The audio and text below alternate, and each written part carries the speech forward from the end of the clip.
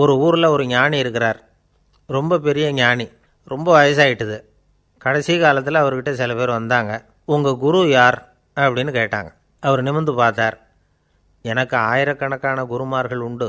அவங்க பேரெல்லாம் சொல்லணும்னா இந்த காலம் பத்தாது. ஆனால் முக்கியமான ஒரு 3 பேரை பற்றி மட்டும் உங்களுக்கு சொல்கிறேன் அப்படின்னாராம். அப்புறம் சொன்னார், அந்த 3 பேரில் ஒருத்தன் ஒரு திருடன். ஒரு சமயம் ஒரு பாலைவனம் வழியாக நான் போய்கிட்டு இருந்தேன். அப்போது வழி தவறி போய் ஒரு கிராமத்துக்கு போயிட்டேன். அது இருட்டு நேரம், நடுராத்திரி, ஊரே உறங்கி போச்சு. அந்த நேரத்தில் ஒரு ஆள் மட்டும் ஒரு வீட்டு சுவத்தில் ஏதோ பண்ணி உள்ளே நுழையிறதுக்கு முயற்சி பண்ணிகிட்ருக்கிறான்.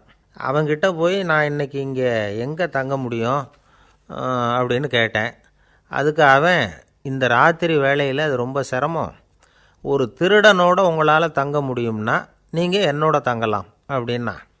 நான் அவங்க கூட 1 மாதம் தங்கியிருந்தேன். ஒவ்வொரு நாள் ராத்திரியும் இப்போ நான் என்னுடைய வேலைக்கு போகிறேன், நீங்கள் ஓய்வு எடுத்துக்கோங்க அப்படின்னு சொல்லிவிட்டு போவான். அவன் திரும்பி வந்த உடனே உனக்கு ஏதாவது கிடச்சிதான்னு நான் கேட்பேன். அதுக்கு அவன், இன்றைக்கி ராத்திரி ஒன்றும் இல்லை, நாளைக்கு மறுபடியும் முயற்சி பண்ணுவேன் அப்படின்பா. எப்பவும் அவன் நம்பிக்கை இழந்ததே கிடையாது.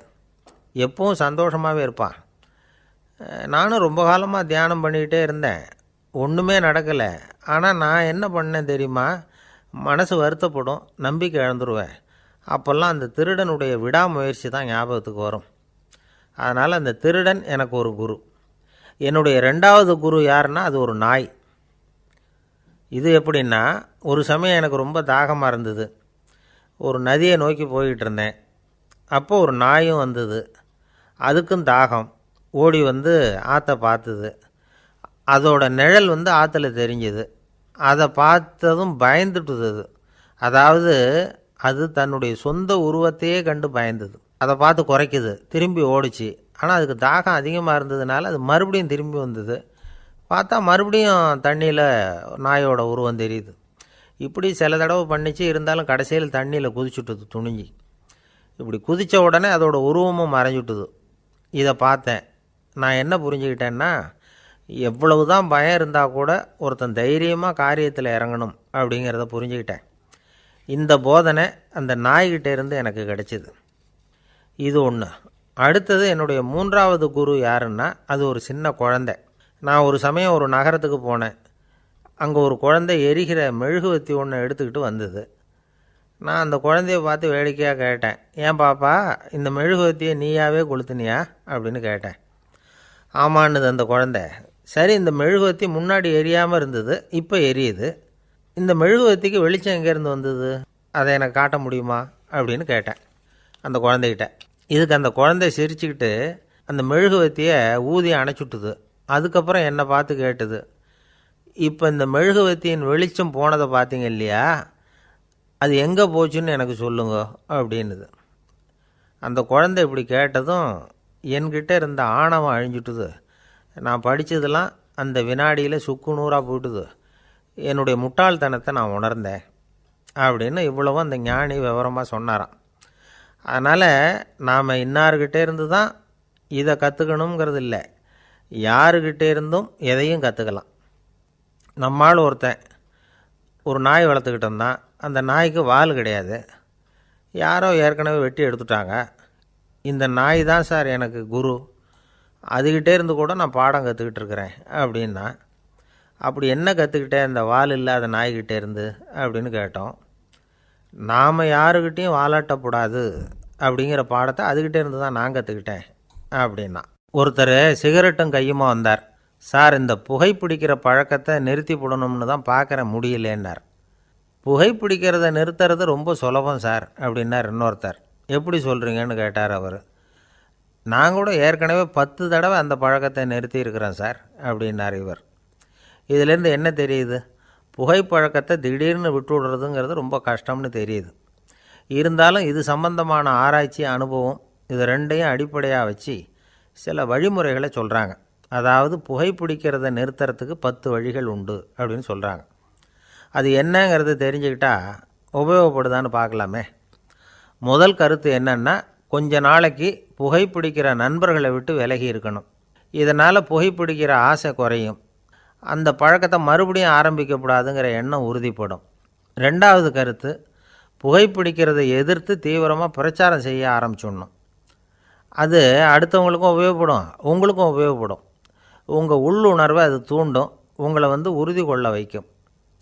மூன்றாவது கருத்து என்னென்னா, தினமும் 2 தடவை குளிக்கணும். எப்படி தெரியுமா? முதல்ல வெது வெதுப்பான தண்ணீர், அப்புறம் குளிர்ந்த தண்ணீர், இப்படி மாறி மாறி குளிக்கணுமா. நாலாவது கருத்து, உடற்பயிற்சிகள் செய்யணும். மூச்சு வாங்குகிற மாதிரியான பயிற்சிகள் ரொம்ப நல்லதான். பிராணாயாமம் அப்படிங்கிற மூச்சு பயிற்சி ரொம்ப நல்லதுங்கிறாங்க. அப்புறம் ஐந்தாவது கருத்து, சாப்பாடு மிதமாக இருக்கணும், சீராக இருக்கணும். பச்சை காய்கறிகள், பழங்கள் சாப்பாட்டில் சேர்த்துக்கலாம். அடிக்கடி கொஞ்சம் கொஞ்சமாக சாப்பிட்டு ரத்தத்தில் சர்க்கரையின் அளவை பராமரிக்கணும். இது நரம்புகளை அமைதிப்படுத்தும். ஆறாவது கருத்து என்னென்னா, ரொம்ப நேரம் பசியோடு இருக்கக்கூடாது. புகைப்பிடிக்கிறத நிறுத்த முயற்சி செய்யும் பொழுது எடை குறைப்பு நடவடிக்கைகளை மேற்கொள்ளக்கூடாது. ஏழாவது கருத்து, காப்பி, தேநீர், மதுபானம், அப்புறம் போதைப் பொருள்கள் கலந்த உணவுகள் இதெல்லாம் வேணாம். புகைப்பிடிக்கிறத அதெல்லாம் ஊக்கப்படுத்தும். கடுகு, மிளகு, அப்புறம் காரமான பொருள்களை தவிர்க்கணும். உப்பு அளவை குறைக்கணும். தினமும் 10 குவளை தண்ணீராவது குடிக்கணும். வெறும் தண்ணி புகைப்பிடிக்கிற ஆவலை தணிக்குதான். எட்டாவது கருத்து, கையில் சிகரெட்டு, புகையில ஏதாவது இருந்தால் உடனே தூக்கி எறிஞ்சிருங்க. அது கையில் இருக்கிற வரைக்கும் புகைப்பிடிக்கிற ஆசை வந்துக்கிட்டே இருக்கும். ஒன்பதாவது கருத்து என்னென்னா, இறை நம்பிக்கை உள்ளவங்க புகைப்பிடிக்கிற எண்ணம் வர்றப்போவெல்லாம் பிரார்த்தனை செய்ய ஆரம்பிச்சுடலாம். 10வது கருத்து, உங்களுக்கு ரொம்பவும் வேண்டியவங்க யாரோ அவங்கக்கிட்ட எல்லாம் நீங்கள் புகைப்பிடிக்கிறத நிறுத்தி விட்டதாக சொல்லிவிடுங்க. இந்த 10 வழிகளையும் கடைபிடிக்க ஆரம்பிச்சுட்டா புகைப்பிடிக்கும் பழக்கத்தை நிறுத்தி விடலாம் அப்படின்னு சொல்கிறாங்க அனுபவப்பட்டவங்க. முயற்சி பண்ணி பார்க்கலாம். ஒரு முக்கியமான இடத்துல நின்றுக்கிட்டு இருந்தார் ஒருத்தர். அங்கே இன்னொருத்தர், ஏன் சார் இந்த இடத்துல சிகரெட் பிடிக்கலாமா அப்படின்னு அனுமதி கேட்டார். இந்த இடத்துல சிகரெட் பிடிக்கக்கூடாதுங்க அப்படின்னாரு இவர். நீங்கள் இப்படி சொல்கிறீங்க, ஆனால் இந்த இடத்துல கீழே நிறைய சிகரெட் துண்டுகள் கிடக்குதே, அவங்கெல்லாம் யார்? அவங்கெல்லாம் உங்கள் மாதிரி என்கிட்ட அனுமதி கேட்காதவங்க அப்படின்னாராம் இவர். இந்த உலகத்தில் எவ்வளவோ உயிரினங்கள் இருக்குது, ஒவ்வொன்றும் ஒவ்வொரு விதமாக சண்டை போடுது. இப்போ 2 மாடு சண்டை போட்டுக்குதுன்னு வச்சுக்கோங்க, என்ன பண்ணும்? 2 முட்டிக்கும். அதுக்கு சண்டை போடுறதுக்கு ஆயுதமாக உபயோகப்படுறது அதோட கொம்பு. 2 சேவல் சண்டை போட்டுக்குதுன்னு வச்சுக்கோங்க, அதுக்கு ஆயுதமாக உபயோகப்படுறது அதோட கால் நகம். காலால் தான் அது ஒன்றோட ஒன்று சண்டை போட்டுக்கும். ஆனால் 2 மனுஷன் சண்டை போட்டுக்கிறான்னு வச்சுக்கோங்க, இவன் இன்னதை தான் ஆயுதமாக உபயோகப்படுத்துவான்னு குறிப்பிட்டு சொல்ல முடியாது. கல்லை எடுப்பான், கத்தி எடுப்பான், துப்பாக்கி எடுப்பான், என்ன வேணாலும் பண்ணுவான். வாயால் திட்டுவான், கையால் அடிப்பான், காலால் உதைப்பான், சகலகலா வல்லவன். விலங்குகள்லாம் பொதுவாக வாயை சாப்பிட்றதுக்கு மட்டும்தான் உபயோகப்படுத்துது. ஆனால் இவனுக்கு சாப்பிட்றதுக்கும் அதுதான், சாப்பிட்டு விட்டு திட்டுறதுக்கும் அதுதான். ஆனால் ஒரு விஷயத்தில் மட்டும் கெட்டிக்கிறேன். அதாவது நாம் சண்டை போட்டுக்கிட்டாலும் பரவாயில்லை, கோழிகள் சண்டை போடாமல் இருக்கணும் அப்படின்னு ஆசைப்படுறான். எதுக்காக? கோழிகள் சண்டை போடாமல் இருந்தால் நிறைய முட்டைகள் போடுமா, அதுக்காக தான் இந்த அக்கறை. கோழி பண்ணை வச்சுருக்கிறவங்களுக்கு இது ஒரு பெரிய பிரச்சனை. அதாவது பண்ணையில் இருக்கிற கோழிகளுக்குள்ளே அடிக்கடி சண்டை வந்துடும், அதனால் முட்டை உற்பத்தி குறைஞ்சிரும். சரி, இதுக்கு என்ன பண்ணுறது? பண்ணையில் போய் உட்காந்துக்கிட்டு தினமும் பஞ்சாயத்து பேசிகிட்டு இருக்க முடியுமா? அமெரிக்காவில் கோழி பண்ணை வச்சுருக்கிற ஒருத்தர் இதை பற்றி யோசனை பண்ணி பார்த்தாராம். ஒரு வழியையும் கண்டுபிடிச்சிருக்கார். கோழிக்கெல்லாம் மூக்கு கண்ணாடி மாட்டி விட்டுட்டோம்னா அது சண்டை போடுற குணம் குறைஞ்சிரும், முட்டை அதிகமாகிடும். அந்த கண்ணாடியில் உள்ள லென்ஸு சிவப்பு நிறத்தில் இருக்கணும், அவ்வளவுதான் அப்படின்னு அவர் கண்டுபிடிச்சாராம். இது ஏற்கனவே நடைமுறையில் கண்டுபிடிக்கப்பட்ட ஒரு விஷயம். ஆனால் எல்லா கோழிக்கும் சிவப்பு மூக்கு கண்ணாடி எப்படி மாட்டி விட்றது? அப்படியே மாட்டி விட்டாலும் அது நழுவாமல் இருக்கணுமே. இப்போ நாமெல்லாம் நடு விரலால் மூக்கு கண்ணாடி நடுவில் தொட்டு அப்படி ஸ்டைலாக சரி பண்ணிக்கிறோம், அது மாதிரி கோழி எப்படி சரி பண்ணிக்கும்? இதுதான் பிரச்சனை. இதுக்கு அவர் என்ன வழி கண்டுபிடிச்சாருன்னா, கோழிக்கெல்லாம் மூக்கு கண்ணாடிக்கு பதிலாக விழியொட்டு வில்லைகள், காண்டாக்ட் லென்ஸ், அதை பொருத்தி விட்டா என்ன அப்படின்னு யோசனை பண்ணார். அதே மாதிரி பண்ணார். அதே மாதிரி செஞ்சு பார்த்தார், வெற்றி. அதுக்கப்புறம் கோழியெல்லாம் சண்டை போட்டுக்கலையாம், சமாதான பிரியர்களாக ஆகிட்டு தான். கோழிகளுக்கு இயல்பாகவே சண்டை போடுற குணம் உண்டு. ஆனால் அதோட கண்ணுக்கு பார்க்குற பொருள்லாம் ரோஜா நிறத்துலையோ அல்லது இன்னும் சொல்லப்போனால் அழுத்தமான சிவப்பு நிறத்துலையோ தெரிஞ்சதுன்னா சண்டை போடுற குணம் குறைஞ்சிருதான். அந்த சமயத்தில் அது அதிகமாகவும் முட்டையிட ஆரம்பிச்சுடுதான். அதே நேரத்தில் இறை எடுக்கிறத கூட குறைச்சிக்குதான். இது ஏன் இப்படி பண்ணுதுங்கிறது விஞ்ஞானிகளுக்கு இன்னமும் புரியலையா. எப்படியோ அமெரிக்க கோழிகள்லாம் கான்டாக்ட் லென்ஸ் பொருத்திக்க ஆரம்பித்தாச்சு. கோழி கழுத்தை பிடிச்சிக்கிட்டு ஒரு சில வினாடிகளில் அதை பொருத்தி போடுறாங்களாம். கோழியோட ஆயுள் பூரா அது அப்படியே இருக்குமா. பண்ணையில் முட்டை உற்பத்தி குறைஞ்சா இது மாதிரி விஞ்ஞானபூர்வமாக பரிகாரம் தேடுறது தான் நல்லது. நமக்கு வேண்டியப்பட்ட ஒருத்தர் அவர் ஒரு கோழி பண்ணை வச்சுருந்தார். அந்த பண்ணையில் பாதி கோழி திடீர்னு செத்து போச்சு. உடனே ஒரு கால்நடை மருத்துவர்கிட்ட போக வேண்டியது தானே. அங்கே போகல. உள்ளூரில் மந்திரம் பண்ணிகிட்டு இருந்த ஒரு சாமியார்கிட்ட போனார். அவர் காலில் விழுந்தார். சாமி, என் பண்ணையில் பாதி கோழி செத்து போட்டுதுன்னார். சாமியார் யோசனை பண்ணார். சரி, பண்ணையில் வாசப்படி கிழக்கு பக்கமாக வச்சுருக்கியா மேற்கு பக்கமாக வச்சுருக்கியான்னு கேட்டார். கிழக்கு பக்கமாக இருக்குன்னார் அவர். அதுதான் தப்பு, மேற்கு பக்கமாக அதை மாற்று, சரியாக போடும்னாராம். அதே போல் இவர் போய் மாற்றிவிட்டார். அப்பவும் பாதி செத்து போச்சு. மறுபடியும் சொன்னார், சாமி மறுபடியும் பாதி கோழி செத்து போட்டுதேன்னார். சரி, கூரை எப்படி போட்டிருக்க, ஓடு போட்டிருக்கியா இல்லை கீத்து போட்டிருக்கியான்னார்.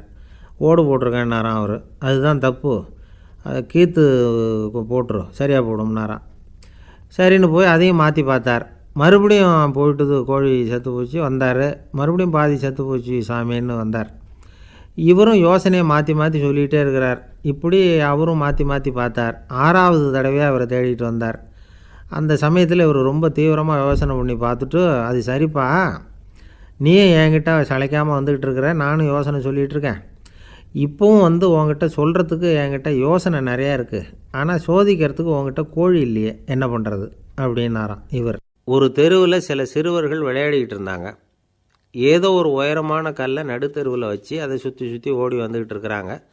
அது என்ன விளையாட்டோ அவங்களுக்கு தான் தெரியும். கொஞ்ச நேரம் அப்படி விளையாடிக்கிட்டு இருந்தவங்க விளையாடி முடித்ததும் அந்த கல்லை நடுத்தெருவில் அப்படியே விட்டுட்டு அவங்கவுங்க வீட்டுக்கு ஓடி போயிட்டாங்க. அதுக்கப்புறம் அந்த வழியாக 2 பெண்கள் பேசிக்கிட்டே வந்தாங்க. பேச்சு சுவாரஸ்யத்தில் நடுத்தெருவில் இருந்த அந்த கல்லை கவனிக்கலை. காலில் இடிச்சுட்டுது, லேசாக ரத்தம் வந்துட்டுது, வலி தாங்கலை. காலில் இடிச்சுக்கிட்ட பொண்ணு திட்ட ஆரம்பிச்சுட்டுது. வர வர ஊர் உலகம் ரொம்ப கெட்டு போச்சு, யாருக்கும் பொறுப்பே கிடையாது பாரு, இப்படி நடுத்தருவில் பொறுப்பு இல்லாமல் இப்படி கல்லை போட்டு வச்சுருக்குறாங்களே, இது நியாயமா அப்படின்னு சொல்லி இந்த சமூகத்தை கடுமையாக விமர்சனம் பண்ணிக்கிட்டு அவங்க போயிட்டாங்க. கொஞ்ச நேரம் கழித்து ஒரு வாலிபன் அந்த வழியாக வந்தான். அந்த கல்லை பார்த்தான், நின்னான். ஒரு நிமிஷம் யோசனை பண்ணான். என்ன பண்ணலாம்னு பார்த்தான். தன்னுடைய வீரத்தையும் பலத்தையும் காட்டணும்னு நினச்சான். பின்னாடி போனான். அப்புறம் வேகமாக ஓடி ஒரு சின்ன ஹை ஜம்ப், அப்படியே துள்ளி குதித்தான். துள்ளி குதித்து தாண்டி அந்த பக்கமாக போய் விழுந்தான். அப்படியே விசில் அடிச்சுக்கிட்டு அவன் பாட்டுக்கு நடந்து போகிறான். அடுத்தபடியாக ஒரு காதல் ஜோடி அந்த வழியாக வந்தது. நடுத்தெருவில் கல் கண்ணில் பட்டது. அவங்க 2 பேரும் ரொம்ப நெருக்கமாக சேர்ந்து வந்துக்கிட்டு இருக்கிறாங்க. நடுவில் கல் இருக்கிறதுனால கொஞ்ச நேரம் 2 பேரும் விலகி மறுபடியும் இந்த பக்கம் சேர்ந்து போகணும். கொஞ்ச நேரம் நாம் பிரிய வேண்டி இருக்குதே அப்படின்னு வருத்தத்தோடு முணுமுணுத்துக்கிட்டே இந்த பக்கம் வந்தாங்க. அதுக்கப்புறம் வழக்கம் போல் சேர்ந்து அவங்க பாட்டுக்கு எதிர்காலத்தை பற்றி கற்பனை பண்ணிக்கிட்டே போயிட்டாங்க. கடைசியாக அந்த வழியாக பார்வை இல்லாத ஒருத்தர் வந்துக்கிட்டு இருக்கார். அவர் கையில் வழக்கமாக வச்சுருக்கிற அந்த ஊன்றுகோல், கையில் இருக்கிற அந்த ஊன்றுகோலால் தனக்கு முன்னாடி அப்படியும் அப்படியே தட்டிக்கிட்டு பார்த்துக்கிட்டே அவர் மெதுவாக நடந்து வந்துக்கிட்டு இருக்கிறார். வழியில் இருக்கிற அந்த கல் தட்டுப்பட்டுது. உடனே நடுத்தெருவில் ஒரு கல் இருக்குங்கிறத அவர் புரிஞ்சுக்கிட்டார். உடனே குனிஞ்சார். அந்த கல்லை தடவி பார்த்து எடுத்தார். தெரு ஓரமாக கொண்டுட்டு போய் போட்டார். அதுக்கப்புறம் அவர் பாட்டுக்கு அவர் வழியில் நடந்து போனார். இப்போது இதில் பல பேர் வந்தாங்க போனாங்க. இவங்களில் பார்வை உள்ளவங்க யார், பார்வை இல்லாதவங்க யார்? இப்படி ஒரு கேள்வி கேட்டால் என்ன பதில் சொல்ல முடியும்? கொஞ்சம் யோசித்து பார்த்தா இன்றைக்கி பல பேர் இப்படி தான் இருந்துக்கிட்டு இருக்கிறோம். ஒரு ஆள் பார்க்குறதுக்கு பெரிய மனுஷன் மாதிரி இருக்கார். ஒரு தெரு வழியாக நடந்து வந்துக்கிட்டு இருந்தார். இருட்டு நேரம். வழியில் ஒரு பெரிய கல் கிடந்தது, கருங்கல். பார்த்தார். கொஞ்ச நேரம் யோசித்தார். போய் தூக்கி பார்த்தா ரொம்ப கனமாக இருந்தது. இன்னொரு ஆள் சேர்ந்தாதான் தூக்க முடியும். இவர் உடனே ரோட்டோரமாக போய் ஒரு மரத்தடியில் உட்காந்துக்கிட்டார். 2 பக்கமும் பார்த்துக்கிட்டே இருக்கார், யாராவது வர்றாங்களான்னு. கொஞ்ச நேரத்தில் ஒருத்தர் வந்தார். இவருக்கு தெரிஞ்சவர். என்னங்க இந்த நேரத்தில் இங்கே உட்காந்துருக்குறீங்கன்னு கேட்டார் அவர். அதுவும் அந்த கருங்கல் அப்படின்னு சுட்டி காட்டினார். ஓ, அதை தூக்கி ஓரமாக போடணுமா? வாங்க 2 பேரும் தூக்கலான்னார் வந்தவர். நான் அதுக்காக உட்காந்துருக்கலேன்னார் இவர். பின்ன வேறு எதுக்காகன்னார் அவர். ஒரு மனுஷன் கருங்கல்லில் காலை இடிச்சுக்கிட்டான்னா எப்படி துள்ளுவான்னு பார்க்கணுங்கிறது எனக்கு ரொம்ப நாளாக ஒரு ஆசை. அதுக்காக தான் உட்காந்துருக்கிறேன் அப்படின்னாராம். என்னுடைய நண்பர் ஒருத்தர் ஆழ்ந்த சிந்தனையில் இருந்தார். என்ன யோசனை பண்ணுறீங்கன்னு கேட்டேன். தலைவர் ஆகணும்னு பார்க்குறேன், அதுதான் என்ன வழின்னு யோசிச்சுக்கிட்டு இருக்கேன்னார். நான் கூட அது மாதிரி யோசித்து பார்த்தேன். அதுக்கப்புறம் அந்த யோசனையை கை விட்டுட்டேன் அப்படின்னோம். ஏன்னு கேட்டார். அதுக்கான தகுதிகள் நமக்கு இல்லைங்கிறது புரியுது. அது நமக்கு புரியறத விட நம்ம விட மற்றவங்களுக்கு நல்லா புரிஞ்சு போச்சு. அதனால் பேசாமல் கம்முன்னு இருந்துடுறது தான் நல்லது அப்படின்னோம். தலைவர் ஆகிறதுக்கு தகுதிகள் வேறு உண்டோ அப்படின்னு கேட்டார். அவர் யதார்த்தமாக தான் கேட்குறார். நாங்கள் உடனே எங்ககிட்ட இருந்த ஒரு புஸ்தகத்தை எடுத்து அவர்கிட்ட கொடுத்தோம். படித்து பாருங்கன்னு. தலைவர் ஆகிறதுக்கு என்ன வழி அப்படிங்கிறத பற்றி அதில் போட்டிருக்கிறாங்க. முதல் வழி என்ன தெரியுமா? ஒரு 4 பேர் முன்னாடி இல்லைன்னா ஒரு கூட்டத்துக்கு முன்னாடி நீங்கள் பேச போகிறீங்க. அப்போ எப்படி ஆரம்பிக்கணும்னா, உண்மையான புகழ்ச்சி, நேர்மையான பாராட்டு, இதோடு ஆரம்பிக்கணும். எடுத்ததுமே அது சரியில்லை இது சரியில்லைன்னு பேசிகிட்டு இருக்கக்கூடாது. மக்களை பார்த்து நீங்கள் தான் தப்பு பண்ணிவிட்டீங்க அப்படின்னு நேரடியாக சொல்லக்கூடாது. தவறு இருந்தாலும் அதை மறைமுகமாக ஏதாவது கதை சொல்லி அதிலிருந்து அவங்க புரிஞ்சுக்கிற மாதிரி செய்யணும். அடுத்தவங்க பண்ண தப்பு என்னன்னு அலசறதுக்கு முன்னாடி நீங்கள் பண்ணின தப்பு என்னங்கிறத பற்றியே பேசுங்க. எதுக்கும் நேரடியாக உத்தரவு போட்டுக்கிட்டு இருக்கக்கூடாது. இதை நீங்கள் செய்யணும் அப்படின்னு சொல்கிறதுக்கு பதிலாக நீங்கள் இப்படி செஞ்சால் எப்படி இருக்கும் அப்படின்னு கேள்வி மாதிரி கேட்கணுமா. இப்படி கேட்டால் அது உத்தரவு மாதிரி தெரியாதான். அடுத்தவங்க மரியாதையை காப்பாற்றுறது மாதிரி பேசணுமா. உங்கள் பேச்சு இன்னொருத்தரை அவமானப்படுத்துறது மாதிரி இருக்கக்கூடாதான். ஏண்டா இவங்கிட்ட போய் மாட்டிக்கிட்டோம்னு யாரும் நினச்சிடக்கூடாது. ஒவ்வொரு சின்ன வளர்ச்சியையும் பாராட்டணும். வெற்றி சாதாரணமாக இருந்தாலும் பாராட்டாமல் இருந்துடக்கூடாது. பாராட்டும் பொழுது தாராளமாக இருக்கணும். குறை சொல்லும் பொழுது கவனமாக இருக்கணும். வாய்க்கு வந்தபடி பேசிவிட்டா அதுக்கப்புறம் வகையாக மாட்டிக்கிட்டு முழிக்க வேண்டியிருக்கும். நீங்கள் பேசுகிறது இன்னொருத்தருக்கு ஒரு கௌரவத்தையும் மரியாதையும் உண்டு பண்ணுறது மாதிரி இருக்கணும்.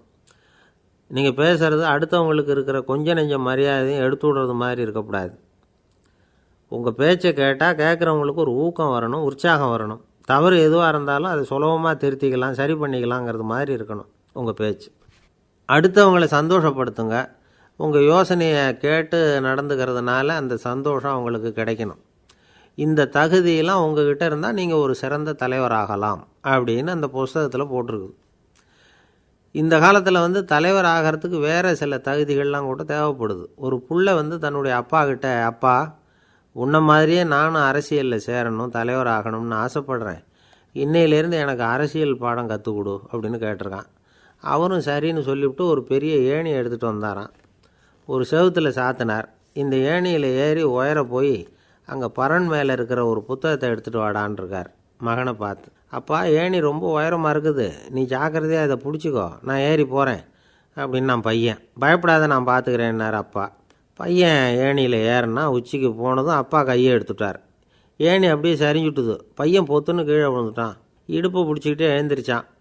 என்னப்பா இது, இப்படி என்னை ஏற விட்டுட்டு கையை விட்டுட்டியே, இப்படி கை விடலாமா அப்படின்னு கத்தியிருக்கான். அப்பா நிதானமாக சொன்னாராம், அவசரப்படாதேப்பா, அரசியலில் இதுதான் முதல் பாடம், பெத்த அப்பனாக இருந்தாலும் அவனை நம்பாதே அப்படின்னு உபதேசம் பண்ணார். அன்பாக இருக்கணும்னு அநேக பெரியவங்க சொல்லியிருக்கிறாங்க. நாமளும் அதை கேட்டுவிட்டு அன்பு காட்டுறதுக்கு தயாராக தான் இருக்கிறோம். அதை வாங்கிறதுக்கு தான் ஆளை காணும். இருந்தாலும் அன்பில் எத்தனையோ வகை உண்டு. அதை சரியாக புரிஞ்சுக்கிட்டு அதுக்கப்புறம் அன்பு காட்ட ஆரம்பிக்கணும். வகையை புரிஞ்சிக்காமல் அன்பு காட்டினா வம்புல மாட்டிக்க வேண்டியது தான். அன்புன்னா சாதாரணமாக நினச்சி விடாதீங்க. அதில் எவ்வளவு விதம் தெரியுமா? இரக்கம், கருணை, காருண்யம், பந்துத்துவம், பட்சம், பாசம், நேசம், விசுவாசம், அபிமானம், காதல், பக்தி, இப்படி பல விதமாக அதை பற்றி சொல்லி வச்சுருக்கிறாங்க பெரியவங்க. இந்த வார்த்தைகள்லாம் நாம் கேள்விப்பட்டது தான். இருந்தாலும் அதுகளுக்குள்ளே என்ன வித்தியாசம்னு கேட்டால் சரியாக சொல்ல தெரியாது. அதனால் இந்த வார்த்தைகளுக்கெல்லாம் பெரியவங்க என்ன விளக்கம் சொல்கிறாங்கன்னு இப்போ பார்க்கலாம். எளியவர்கள் மேலே செலுத்துகிற அன்பு இருக்கு பாருங்கள், அதுக்கு இரக்கம்னு பேர். அறிவு பலம், சரீர பலம், இது ரெண்டும் இல்லாதவங்க மேலே, அதாவது வலிமையற்றவர்கள் மேலே செலுத்துகிற அன்பு இருக்கு பாருங்கள், அதுதான் கருணை. எறும்புலேருந்து யானை வரைக்கும் சகல ஜீவராசிகள் மேலேயும் காட்டுற அன்புக்கு காருண்யம்னு பேர், ஜீவகாருண்யம். சிவி சக்கரவர்த்தி காட்டின அன்பு இந்த ரகம். உறவினர்கள், சொந்தக்காரங்க, அவங்க வசதியாக இருந்தாலும் வறுமையில் இருந்தாலும் வித்தியாசம் இல்லாமல் காட்டுற அன்பு இருக்கு பாருங்க, அதுக்கு பேர் பந்துத்துவம். ஒரு எஜமானன் வேலையாள்கிட்ட காட்டுற அன்பு இருக்கு பாருங்க, அதுக்கு பேர் தான் பட்சம். அவனும் தன்னை மாதிரி மனுஷன்தாங்கிற நினப்பு வேணும். ஒரு தாய் தன்னுடைய குழந்தை மேலே, ஒரு குழந்தை தன்னுடைய தாய் மேலே செலுத்துகிற அன்புக்கு பாசம்னு பேர். ஈருடல் ஓர் உயிர்னு நினைக்கிறது இது. ராமரும் கௌசலையும் இதுக்கு உதாரணம். தம்மை ஒத்த நண்பர்கள்கிட்ட செலுத்துகிற அன்புக்கு நேசம்னு பேர். வயசு, செல்வம், அந்தஸ்து இந்த வித்தியாசமெல்லாம் பார்க்காம அவங்க சுகதுக்கத்தில் சமபங்கு எடுத்துக்கிறது இது. கிருஷ்ணன் குசேலர்கிட்ட காட்டினது இந்த ரகம். வேலை செய்கிறவன் முதலாளிகிட்ட காட்டுற அன்புக்கு விசுவாசம்னு பேர். தேசத்து மேலேயும் தாய்மொழி பேர்லையும் செலுத்துகிற அன்புக்கு அபிமானம்னு பேர். தேசாபிமானம்னு சொல்கிறோமே இதுதான். ஒரு கணவன் மனைவி பேரில் காட்டுற அன்புக்கு காதல்னு பேர். கடவுள் பேரில் செலுத்துகிற அன்புக்கு பக்தின்னு பேர். இப்படி அன்புல பல ரகம் இருக்கிறப்போ அதில் உள்ள வித்தியாசம் தெரியாமல் இடம் மாற்றி அன்பு காட்டினா இடைஞ்சல் தான். சரி, இந்த அன்பை பற்றி விஞ்ஞானம் என்ன சொல்லுது தெரியுமா? இதயத்தை பாதுகாக்கிறதுக்கு முக்கியமாக தேவைப்படுற ஒன்று இந்த அன்பு தான்னு சொல்லுது. நெதர்லாந்து விஞ்ஞானிகள் இதை ஆராய்ச்சி பண்ணியே கண்டுபிடிச்சிருக்கிறாங்க. கொஞ்சம் முயல் குட்டிகளை 2 பிரிவாக பிரித்தாங்க. 2 குரூப்புக்கும் கொழுப்பு அதிகமாக உள்ள ஆகாரத்தையே கொடுத்துக்கிட்டு வந்தாங்க. ஆனால் ஒரு குரூப்புக்கு வெறுமன ஆகாரத்தை கொடுத்ததோடு சரி, இன்னொரு குரூப்பு முயல்களுக்கு ஆகாரம் கொடுத்ததோடு நிறுத்திக்கல. அதுக்கு முன்னாடி கூண்டுகளை திறந்து விட்டு முயல்களை கொஞ்ச நேரம் எடுத்து கொஞ்சி விட்டு அதுக்கப்புறமா ஆகாரம் கொடுத்தாராம் ஆராய்ச்சியாளர். இந்த குரூப்புக்கு இதய பாதிப்பு 60% குறைச்சலாக இருந்துதான். சில நோயாளிகளுக்கு ஹார்ட் அட்டாக் வந்தாலும் அதை தாங்கிக்கிட்டு குணமாகிற சக்தி அதிகமாக இருக்குது. இது எப்படின்னு ஆராய்ச்சி பண்ணி பார்த்துருக்குறாங்க. அவங்கெல்லாம் மனைவி தன் பேரில் ரொம்ப அன்பாக இருக்கிறதாக நினைக்கிறவங்களா இருக்கிறாங்களாம். இதய நோயாளிகள் பல பேரை சந்தித்து இதய நோய் ஏற்பட என்ன காரணம்னு கேட்டிருக்கிறாங்க. அவங்க சொன்ன காரணம்லாம் சாப்பாடு சம்மந்தமாக இல்லையா, மனைவி அன்பா இல்லை, இப்படிப்பட்ட காரணத்தை தான் சொல்கிறாங்களாம். அதனால் இதயத்தை பாதுகாக்கணும்னு நினைக்கிறவங்க அடுத்தவங்க அன்பாக இருக்கிறது மாதிரி பார்த்துக்குங்க, அதுதான் முக்கியம். ஒருத்தர் முகம் பூரா பிளாஸ்டரி போட்டுக்கிட்டு வந்தார். ரொம்ப கோபமாக, என்னங்க ஆச்சுன்னு விசாரித்தேன். எல்லாம் உங்களால் தான் சார்னார். விவரமாக சொல்லுங்களேன். என்ன, உங்கள் தகவலை கேட்டுட்டு ஒரு பூனைக்குட்டியை கையில் எடுத்தேன் அன்பாக அதை தடவி கொடுக்கறதுக்காக. ஆனால் அது முந்திக்கிட்டது, அது என் முகத்தை தடவி கொடுத்துட்டுது, முகம் பூரா நகை கீறல், அதுதான் இப்படி அப்படின்னார். அன்புல அறிவு சேராததுனால வந்த கோளாறு. அவர் ஒரு பெரிய குடும்பத்தில் பிறந்தவர். இருக்கிற சொத்துக்கள் எல்லாத்தையும் வாரி வழங்கிவிட்டு காட்டுக்கு புறப்பட்டார் தவம் செய்கிறதுக்காக. இருந்தது பூராவும் கொடுத்துட்டார். இனிமேல் எதுவுமே இல்லை கொடுக்கறதுக்கு. அப்போது கடைசியாக ஒருத்தன் வந்து கையை நீட்டினான். ஐயா ஏதாவது கொடுங்கன்னா. அவர் பார்த்தார். கட்டியிருக்கிற வேட்டியை தவிர வேறு எதுவுமே இல்லை. 8 முழம் பட்டு வேட்டி, ஜரிகை கரையோடு இருக்குது. கடைசியாக அதை தான் எடுத்து கட்டிக்கிட்டு அவர் புறப்பட்டுக்கிட்டு இருக்கிறார். அவர் பார்த்தார், எதிரில் அவன் பரிதாபமாக நின்றுக்கிட்டு இருக்கிறான். அந்த 8 முழ வேட்டியை 2ஆக கிழிச்சார். 4 முழத்தை அவங்ககிட்ட கொடுத்துட்டு மீதி 4 முழத்தை தன்னுடைய இடுப்பில் கட்டிக்கிட்டு அவர் காட்டுக்கு போயிட்டார். இவன் என்ன பண்ணான் தெரியுமா? கையில் கிடைச்ச 4 முழத்தை எடுத்துக்கிட்டு கடை வீதிக்கு போனான். பழைய பட்டு வேட்டி, ஜருகை இதெல்லாம் விலைக்கு வாங்குகிற வணிகர் ஒருத்தர் இருந்தார். அவர்கிட்ட போனான். இதை விலைக்கு எடுத்துக்கிறீங்களான்னு கேட்டான். அவர் வாங்கி பார்த்தார். ஆகா, ரொம்ப அருமையான வேட்டி, விலை ஒசந்த ஜரிகை, இது ஏது உனக்குன்னு கேட்டார். அவன் நடந்ததை சொன்னான். அப்படின்னா ஒன்று செய், இந்த வேட்டியோட இன்னொரு பாதியையும் மெதுவாக வாங்கிட்டு வந்துரு, உனக்கு நிறைய பணம் தரேன் அப்படின்னார் அந்த வணிகர். இவன் கொஞ்சம் யோசனை பண்ணி பார்த்தான். கொஞ்சம் இருங்க, அதை வந்துவிடுறேன் அப்படின்னு சொல்லிவிட்டு நேராக காட்டுக்கு போனான். அவர் எங்கே இருக்காருன்னு தேடி கண்டுபிடிச்சான். அவர் ஒரு இடத்துல தவக்கோலத்தில் இருக்கிறார். கட்டியிருந்த இடைவேட்டியும் அவரை அறியாமலே நழுவி கீழே விழுந்து கிடக்குது. இவனுக்கு ரொம்ப வசதியாக போச்சு. அவரை கேட்க வேண்டிய அவசியமே இல்லை. மெதுவாக சத்தம் போடாமல் அடி மேலே அடி வச்சு நெருங்கினான். அவர் கண்ணை மூடிக்கிட்டு அவர் பாட்டு நின்றுக்கிட்டு இருக்கார். இவன் மெதுவாக போய் கீழே கிடந்த அந்த துணியை எடுத்துக்கிட்டு சத்தம் போடாமல் திரும்பி நடந்தான். அப்படி கொஞ்சம் தூரம் நடந்திருப்பான். அப்படி ஓட ஆரம்பிக்கிற சமயத்தில் அவன் காலில் கீழே கிடந்த முள் ஒன்று நறுக்குன்னு தைச்சி விட்டுது. வலி தாங்க முடியாமல் அம்மான்னு கத்திவிட்டான். இந்த சத்தத்தினால கண்ணை மூடி நின்றுக்கிட்டு இருந்த அவர் தவம் கலைஞ்சிது. மெதுவாக கண்ணை திறந்து பார்க்குறார். தன் இடையில் இருந்த வேட்டி அவன் கையில் இருக்குது. இப்போ அவர் நினைக்கிறாராம், இந்த வேட்டி மேலே நான் வச்ச ஆசை அல்லவா அவனை வந்து திருடன் ஆக்கிவிட்டுது அப்படின்னு நினச்சாரான். இது எப்பேற்பட்ட மனநிலைங்கிறத கொஞ்சம் யோசிச்சு பாருங்கள். தான் ஒரு பொருள் மேலே வைத்த பற்று இன்னொரு மனிதன் திருடனாக ஆகிறதுக்கு காரணமாக ஆயிட்டுதே அப்படின்னு நினைக்கிறார். அப்படி நினச்ச அவர் யார் தெரியுமா? அவர் தான் மகாவீரர். இழந்துட்டேங்கிறியே, நீ என்னத்தை கொண்டு வந்த இங்கே இழக்கிறதுக்கு? நீ என்னத்தை உண்டாக்குன இது அழிஞ்சுட்டுதுன்னு சொல்கிறதுக்கு? இது அவருடைய சிந்தனை. இன்றைக்கி நம்ம சிந்தனையெல்லாம் வேறு மாதிரி இருக்குது. ஒருத்தன் நடுத்தெருவில் உட்காந்து அழுதுகிட்டு இருந்தான். அந்த வழியாக வந்தவர் கேட்டார், ஏன்ப்பா அழற அப்படின்னு கேட்டார். 5 ரூபா சார், இந்த இடத்துல விழுந்துட்டுது, ரொம்ப நேரமாக தேடுறேன், கிடைக்காது போல இருக்கு அப்படின்னா. எப்போ தொலைஞ்சுது அப்படின்னு கேட்டார். அது எனக்கு தெரியாது சார், பணத்தை தொலைச்சவன் தேடி பார்த்துட்டு போயிட்டான், நான் அவனுக்கு பின்னாடி தேட வந்தவன் அப்படின்னு சொல்லிவிட்டு மறுபடியும் தேட ஆரம்பித்தானா. அமெரிக்க ஜனாதிபதி ஆப்ரஹாம் லிங்கன் ஒரு நாள் தன்னோட கோச்சு வண்டியில் தலைநகரான வாஷிங்டனுக்கு போயிட்டுருக்கிறார். கோச்சு வண்டி ஒரு சாலையில் போயிட்டுருக்கு. அந்த சாலைக்கு ஒரு பக்கத்தில் பயங்கரமான சதுப்பு நிலம். சதுப்பு நிலம்னா அது புதைகுழி, புதை மணல்ங்கிறோம்ல, அது மாதிரி. அந்த சதுப்பு நிலத்தில் யாராவது மாட்டிக்கிட்டால் அவ்வளோதான், ஆளை கொஞ்சம் கொஞ்சமாக உள்ளே அமுக்கிவிடும், தப்பிச்சு கரையேறது கஷ்டம். அப்படிப்பட்ட நிலம் அது. ஆப்ரஹாம் லிங்கன் ஏதோ ஒரு முக்கியமான அரசாங்க வேலையாக போயிட்டு திரும்பி வந்துக்கிட்டு இருக்கிறார். அதனால் அந்த சமயத்தில் அவர் விலை உசந்த ஆடைகளை அணிஞ்சிருக்கிறார். அப்படி அவர் அந்த கோச்சு வண்டியில் வந்துக்கிட்டு இருக்கிறாரு. அந்த சமயத்தில் ஒரு காட்சி அவர் கண்ணில் பட்டுட்டுது. என்ன தெரியுமா? ரோட்டுக்கு பக்கத்தில் இருந்த சதுப்பு நிலத்தில் ஒரு இளம் பன்றிக்குட்டி சிக்கிக்கிட்டு தவிச்சிக்கிட்டு இருக்குது, பரிதாபமாக கத்திக்கிட்டு இருக்குது. அதை பார்த்தார் லிங்கன்.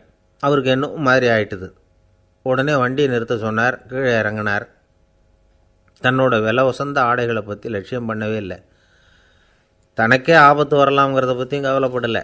தான் ஒரு குடியரசுத் தலைவருங்கிறத பற்றியும் அவர் நினச்சி பார்க்கல. நேராக அந்த சதுப்பு நிலம் பக்கமாக போனார். அந்த சேத்துல இறங்கி பன்றிக்குட்டியை காப்பாற்றி கரைக்கு கொண்டுகிட்டு வந்து சேர்த்துட்டார். அதுக்கப்புறம் நிம்மதியாக கோச்சு வண்டியில் ஏறி வெள்ளை மாளிகைக்கு வந்து சேர்ந்தார். ட்ரெஸ்ஸு, உடம்பு பூரா சேறு சகதி. பார்க்குறவங்களுக்கெல்லாம் ஆச்சரியமாக போச்சு. அவங்களுக்கு ஒன்றும் புரியல. இவர் நேராக ட்ரெஸ்ஸு மாற்றிக்கிறதுக்காக போனார். கோச்சு வண்டி ஓட்டிகிட்டு வந்தவங்கிட்ட போய் எல்லோரும் கேட்டாங்க, என்ன ஆச்சு அப்படின்னு. அவர் வர்ற வழியில் நடந்த விவரத்தை சொன்னார். ஆப்ரஹாம் லிங்கனுடைய இந்த இறக்க குணத்தை எல்லாரும் பாராட்டினாங்களாம், புகழ்ந்தாங்களாம். ஆனால் இதுக்கு லிங்கன் என்ன பதில் சொன்னார் தெரியுமா? தயவு பண்ணி இந்த புகழ்ச்சியான பேச்சையெல்லாம் ஒதுக்குங்க, அதெல்லாம் வேணாம். அந்த சின்ன பிராணி சகதியில் மாட்டிக்கிட்டு துடிச்சிக்கிட்டு இருந்தது, அதை பார்த்தேன். உடனே என்னுடைய இதயத்தில் ஒரு முள் தைச்சது மாதிரி ஒரு உணர்வு. அந்த முள்ளை பிடுங்கி எறிஞ்சேன், அவ்வளவுதான். உண்மையில் அந்த பிராணிக்கு நான் உதவினேங்கிறத விட எனக்கு ஏற்பட்ட இன்னலை போக்கிக்கிட்டேன் அப்படிங்கிறது தான் உண்மை. அதுதான் பொருத்தம். அப்படி இருக்கிறப்போ இதில் புகழறதுக்கு என்ன இருக்குது அப்படின்னாராம் ஆப்ரஹாம் லிங்கன். எவ்வளவு யதார்த்தமான வார்த்தைகள் பாருங்கள். இந்த காலத்தில் நம்மளையும் பல பேர் அப்படி உண்டு. நீச்சல் தெரியாத ஒரு ஆள் தண்ணியில் இறங்கிட்டான். தண்ணி ஆழம்ங்கிறது அப்புறமா தான் தெரிஞ்சுது. தத்தளிக்க ஆரம்பிச்சிட்டான். வாழ்னு கத்துறான். கரையில் நின்றுக்கிட்டு இருந்த ஒருத்தர் இதை பார்த்தார். உடனே அவருக்கு இதயத்தில் முள் தைச்சது மாதிரி ஒரு உணர்வு. உடனே குபீர்னு தண்ணியில் பாய்ஞ்சார். அவரை காப்பாற்றி கரைக்கு கொண்டுட்டு வந்து சேர்த்தார். இதை பார்த்துக்கிட்டு இருந்த இன்னொருத்தர் காப்பாற்றின அந்த ஆளை பாராட்டி புகழ்ந்தார். என்ன புகழாதீங்க சார் அப்படின்னார் அவர். ஏன்னு கேட்டார் இவர். நான் அந்த ஆளை ஏன் காப்பாற்றினேன் தெரியுமா? அவன் நேற்றுக்கு என்கிட்ட 300 ரூபா கடன் வாங்கியிருக்கிறான். இவன் தண்ணியில் போட்டான்னா நான் கொடுத்த கடனும் தண்ணியில் போடும், அதனால தான் விழுந்து காப்பாற்றினேன் அப்படின்னா அந்த ஆள். ஒருத்தர் ரொம்ப அவசரமாக போய்கிட்டு இருந்தார். எங்கே சார் போகிறீங்கன்னு கேட்டோம். எனக்கு வேண்டியப்பட்ட ஒருத்தருக்கு குழந்தை பிறந்திருக்கிறதாக செய்தி வந்திருக்கு, அதுதான் ஆஸ்பத்திரிக்கு போயிட்டுருக்கேன், பார்த்துட்டு வரலாம்னு அப்படின்னார். அப்படின்னா கொஞ்சம் இப்படி உட்காருங்க அப்படின்னோம். சில விவரமெல்லாம் சொல்கிறேன், கேட்டுக்கிட்டு போங்க அப்படின்னோம். உட்காந்தார். அப்புறம் சொல்ல ஆரம்பித்தோம். புதுசாக பிறந்திருக்கிற ஒரு குழந்தைய பார்க்க போகிறதுன்னா அது சாதாரண விஷயம் இல்லை. அதில் ரொம்பவும் கவனமாக நடந்துக்கணும். புது குழந்தைக்கு நோய் சுலபமாக தொற்றும். முக்கியமாக காற்று மூலமாக பரவுகிற நோய்கள் சுலபமாக வந்துடும். அதனால் நமக்கு உடம்பு சரியில்லைன்னா குழந்தைய விட்டு கொஞ்சம் தள்ளியே இருக்கிறது தான் நல்லது. பெரியவங்களை பொறுத்த வரைக்கும் சாதாரணமாக உள்ள ஒரு கிருமி கூட குழந்தையை பொறுத்த வரைக்கும் ரொம்ப மோசமான ஒரு கிருமியாக இருக்கும். சில வெளிநாடுகளில் எப்படி தெரியுமா? பிறந்த குழந்தை தூங்கிக்கிட்டு இருக்கிற ஒரு ரூமுக்கு போகணும்னா போகிறவங்க முகமூடி போட்டுக்கணும், காலணிகளை மாற்றிக்கணும், அவ்வளவு சுத்தமாக உள்ளே போய் பார்த்துட்டு வரணும். பொதுவாக சில ஆஸ்பத்திரிகளில் பார்த்திங்கன்னா பார்வையாளர்கள் நேரத்தில் விசிட்டிங் ஹவர்ஸ் தாயை விட்டு குழந்தைய தனியாக பிரித்து வச்சுருவாங்க. எதுக்குன்னு நினைக்கிறீங்க? அந்த நேரம் பல பேர் வருவாங்க போவாங்க. அவங்க கை கால் சுத்தமாக இருக்காது. சுத்தம் இல்லாத கைகள் மூலமாக கிருமிகள் பரவும். சுத்தமில்லாத கைன்னா மண்ணு தூசி படிஞ்சிருக்கிற கை மட்டும் தான் அர்த்தம் இல்லை. சாலையில் கையை வீசிக்கிட்டு நடந்து வர்றீங்க, குழந்தைய பொறுத்த வரைக்கும் அது கூட சுத்தம் இல்லாத கை தான். தாயை தவிர மற்றவங்க குழந்தைய தூக்காமல் பார்த்துக்கிறது நல்லது. தாய் கூட அளவோடு கொஞ்சிறதோடு நிறுத்திக்கணும். புதுசாக ஒரு குழந்தைய பெற்றுருக்கிற பொண்ணுக்கிட்ட மற்ற தாய்மார்கள் ஏதாவது சொல்லிக்கிட்டே இருப்பாங்க.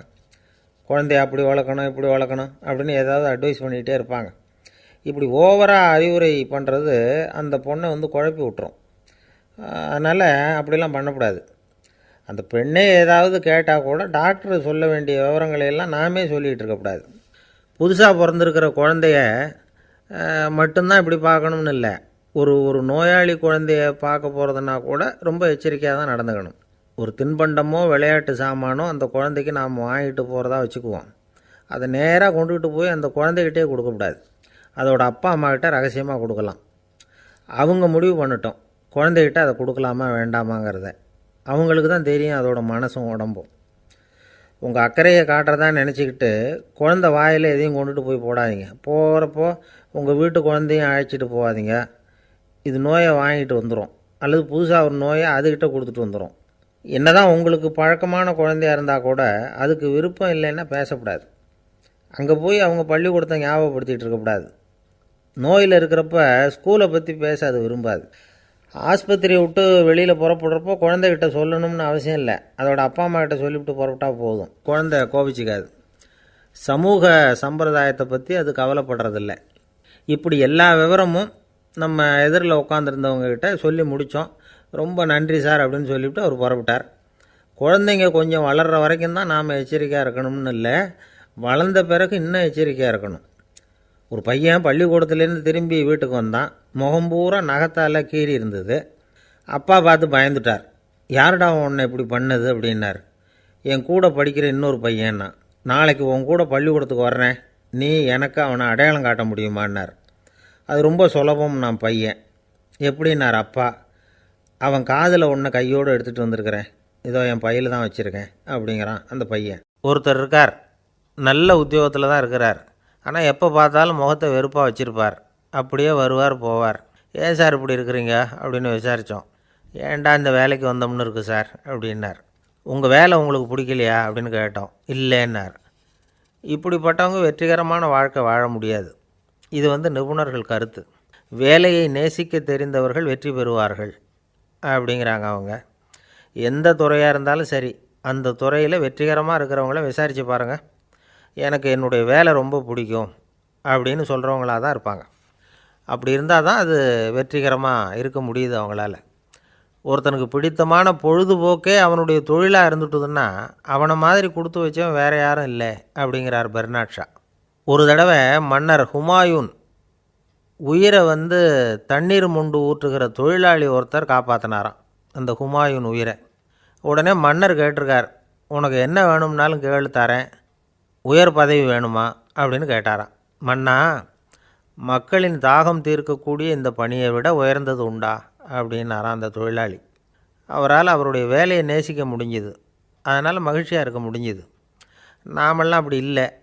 வேலை கிடைக்கிற வரைக்கும் கிடைச்சா போதும் அப்படின்னு இருக்கோம். கிடைச்சதுக்கப்புறம் ஏன்டா இந்த வேலைக்கு வந்தோம்னு ரொம்பவும் அழுத்துக்குவோம்.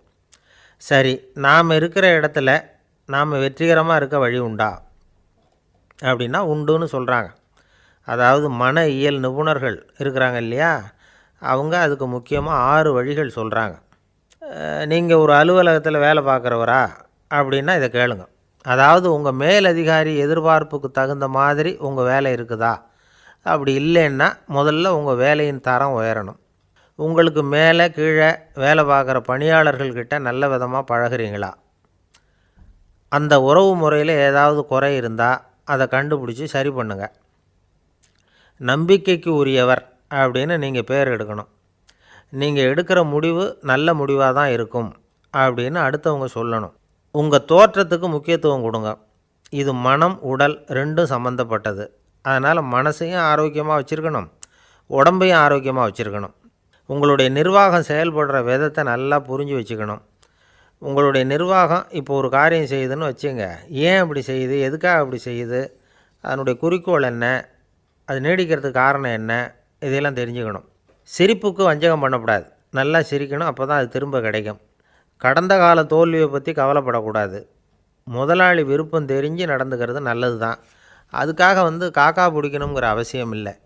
உங்களுக்கு ஒரு பொறுப்பான வேலை கிடைக்குது, உடனே சத்தம் குழப்பம் அப்படின்னு சூழ்நிலையை இறுக்கமாக ஆக்கிடக்கூடாது. எந்த சூழலையும் இயல்பாக கையாளக்கூடியவர் அப்படிங்கிறத காட்டணும். இதெல்லாம் உங்கள் துறையில் நீங்கள் வெற்றி பெற நிபுணர்கள் சொல்கிற யோசனைகள். இவ்வளவு விவரமும் சொல்லிவிட்டு ஒருத்தரை பார்த்து கேட்டோம், இப்போ சொல்லுங்கள், நீங்கள் செய்கிற வேலை உங்களுக்கு பிடிச்சிருக்குதா அப்படின்னோம். ரொம்ப ரொம்ப பிடிச்சிருக்குது அப்படின்னார். சரி, என்ன செஞ்சிகிட்ருக்குறீங்க அப்படின்னு கேட்டோம். சும்மா தான் இருக்கிறேன் அப்படின்னார் அவர். அள்ள அள்ள குறையாதது அட்சய பாத்திரம், அது நமக்கு தெரியும், கேள்விப்பட்டிருக்கிறோம். ஆனால் போட போட நிரம்பாத ஒரு பாத்திரம் உண்டு. அது என்ன தெரியுமா? நம்மளில் பல பேர்கிட்ட அந்த பாத்திரம் உண்டு. அதுதான் பேராசை அப்படிங்கிற பாத்திரம். அதை நிறைவு செய்யவே முடியாது. பேராசையை பற்றி சுஃபி இலக்கியத்தில் ஒரு பிரபலமான கதை உண்டாம். அதை ஒரு பெரியவர் எடுத்து சொல்லியிருக்கிறார். ஒரு மன்னர் நகர்வலம் போயிட்டுருக்கார். ஒரு பிச்சைக்காரன் மன்னர் எதிரில் வரான். பிச்சை போடுங்கங்கிறான். என்னுடைய அமைதியை கெடுக்காதே போங்கிறார் மன்னர். அவன் சிரிக்கிறான். அரசே, உங்களுடைய அமைதி கெடக்கூடிய நிலையில் இருந்தால் அதுக்கு பேர் அமைதியே கிடையாது அப்படின்னு நானா. எதிரில் நிற்கிறது வெறும் பிச்சைக்காரன் இல்லை, யோகி அப்படிங்கிறத மன்னர் புரிஞ்சுக்கிட்டார். துறவியே, உங்களுக்கு என்ன வேணும்னாலும் கேளுங்க, கொடுக்குறேன்னாராம். அந்த துறவி மறுபடியும் சிரிக்கிறார். அரசே, உங்களால் முடியாததையெல்லாம் கொடுக்க முடியும்னு சத்தியம் செய்யாதீங்க அப்படின்னார். மன்னருக்கு கோபம் வந்துட்டுது. என்ன இவர் இப்படி சொல்கிறாரே அப்படின்னு நினச்சார். நகர்வலத்தை பாதியிலேயே நிறுத்தினார். வாங்க அரண்மனைக்குன்னார். துறவியை அழைச்சிக்கிட்டு அரண்மனைக்கு வந்துட்டார். துறவி தன்கிட்ட இருந்த பிச்சை பாத்திரத்தை நீட்டினார்.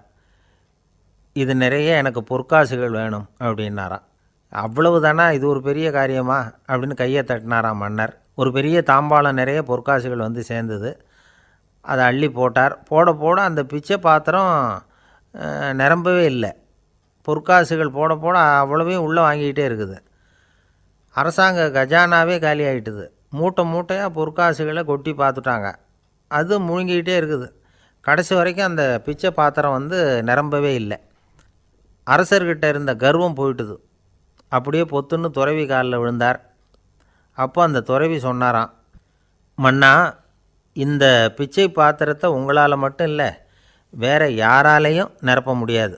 அதுக்கு என்ன காரணம்னா, இது சாதாரண பிச்சை பாத்திரம் இல்லை, பேராசைகளோடு வாழ்ந்து செத்துப்போன ஒரு மனிதனின் மண்டை ஓடுது அப்படின்னாராம். பாருங்கள், இதுதான் அந்த சுஃபி இலக்கிய கதை. செத்த பிறகும் நிறைவு இல்லைன்னா அது எப்பேற்பட்ட பேராசையாக இருக்கும்னு யோசித்து பார்த்துங்க. நம்மால் ஒருத்தர் கல்யாணம் பண்ணிக்க பொண்ணு பார்த்துக்கிட்டு இருந்தார். அழகு, அறிவு, படிப்பு எதுவும் தேவையில்லை, பணம் மட்டும் இருந்தால் போதும் அப்படின்னு பார்க்குறவங்ககிட்டெல்லாம் சொல்லி வச்சார். ரொம்ப நாளைக்கு அப்புறம் ஒரு பணக்காரர் கிடைச்சார். அவர் சொன்னார், இதை பாருங்கள், எனக்கு 20 வயசில் ஒரு மகள், அவளை நீங்கள் கல்யாணம் பண்ணிக்கிட்டா 2 லட்சம் பணம் கொடுப்பேன். 25 வயசில் ஒரு பொண்ணு, அவளை கல்யாணம் பண்ணிக்கிட்டா 2.5 லட்சம் தருவேன். 30 வயசில் ஒரு பொண்ணு இருக்கா, அவளை கல்யாணம் பண்ணிக்கிட்டா 3 லட்சம் தருவேன். என்ன சொல்கிற அப்படின்னாராம். இவன் கொஞ்ச நேரம் யோசித்து பார்த்துருக்கான். அதுக்கப்புறம் மெதுவாக அவரை நிமிர்ந்து பார்த்து, ஏன் சார், உங்ககிட்ட 50 வயசில் ஏதாவது பொண்ணு இருக்கா அப்படின்னு கேட்டானா. ஒருத்தர் ரொம்ப அவசரமாக வந்தார். சார், மனுஷன் நிம்மதியாக இருக்கிறதுக்கு என்ன வழின்னு கேட்டார். சீக்கிரமாக ஒரு கல்யாணத்தை பண்ணிங்க, எல்லாம் சரியாக போடும் அப்படின்னோம். அவர் ஒரு மாதிரியாக பார்த்தார். ஏற்கனவே எனக்கு கல்யாணம் ஆகிட்டுது சார், அதனால தானே நிம்மதியாக இருக்கிறதுக்கு வழி கேட்குறேன் அப்படின்னார். சரி, இவர் ஒரு மாதிரியான கேஸ் அப்படின்னு நினச்சிக்கிட்டு நம்மக்கிட்ட இருந்த ஒரு சின்ன புத்தகத்தை அவர்கிட்ட தூக்கி கொடுத்தோம். இதை படித்து பாருங்கன்னு. கல்யாணத்துக்கு பிறகும் சந்தோஷமாக இருக்கிறதுக்கு என்ன வழி அப்படிங்கிற கேள்விக்கு அந்த புத்தகத்தில் விளக்கம் இருந்தது. கணவன் மனைவிக்குள்ளே சிக்கல் வராமல் இருக்கிறதுக்கு அதில் சில வழிகளை சொல்லி கொடுத்துருக்குறாங்க. அதெல்லாம் என்னென்ன அப்படிங்கிறத இப்போ பார்க்கலாமா? குடும்பம்னு இருந்தால் கோபம் வரதான் செய்யும். அது வந்துட்டு போட்டும் பரவாயில்ல. ஆனால் அந்த கோபம் ஒரே நேரத்தில் 2 பேருக்கும் வந்துடாமல் பார்த்துக்கணும். ஒரு சமயத்தில் யாராவது ஒருத்தர் தான் கோபப்படணும், அடுத்தவங்க அமைதியாக இருக்கணும்.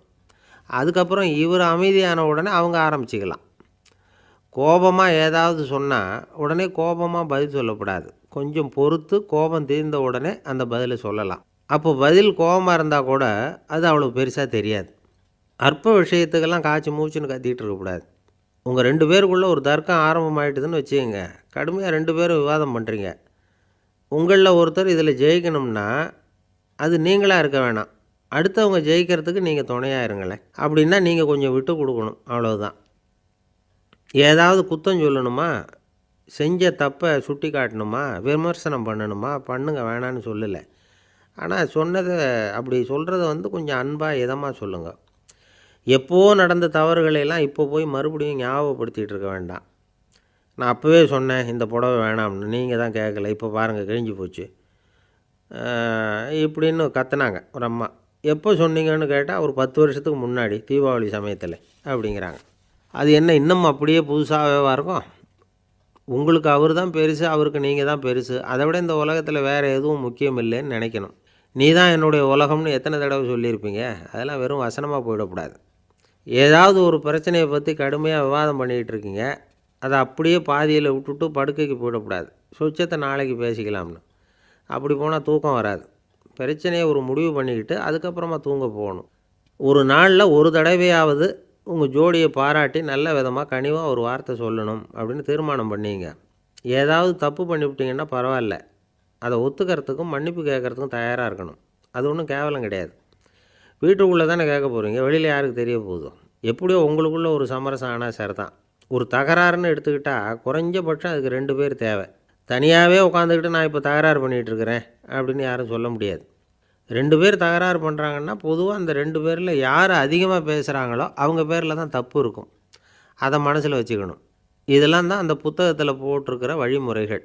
இவ்வளவும் சரியாக வரலைன்னா அப்புறமா சொல்லுங்கள், வேறு புத்தகம் ஏதாவது இருக்கான்னு தேடுவோம். ஒரு கணவன் தன்னுடைய மனைவியை அழைச்சிட்டு ஒரு மனோதத்துவ டாக்டர்கிட்ட வந்தாராம். டாக்டர், எங்களுக்கு கல்யாணம் ஆகி 30 வருஷ காலமாக நாங்கள் ஒரு விஷயத்தில் கூட ஒத்து போனதில்லை அப்படின்னு ஆரம்பித்தார். உடனே அந்த அம்மா குறுக்கிட்டு, அது 30 வருஷம் இல்லை 32 வருஷம் அப்படின்னாங்களாம். சில பேரை இப்படி சொல்கிறது உண்டு.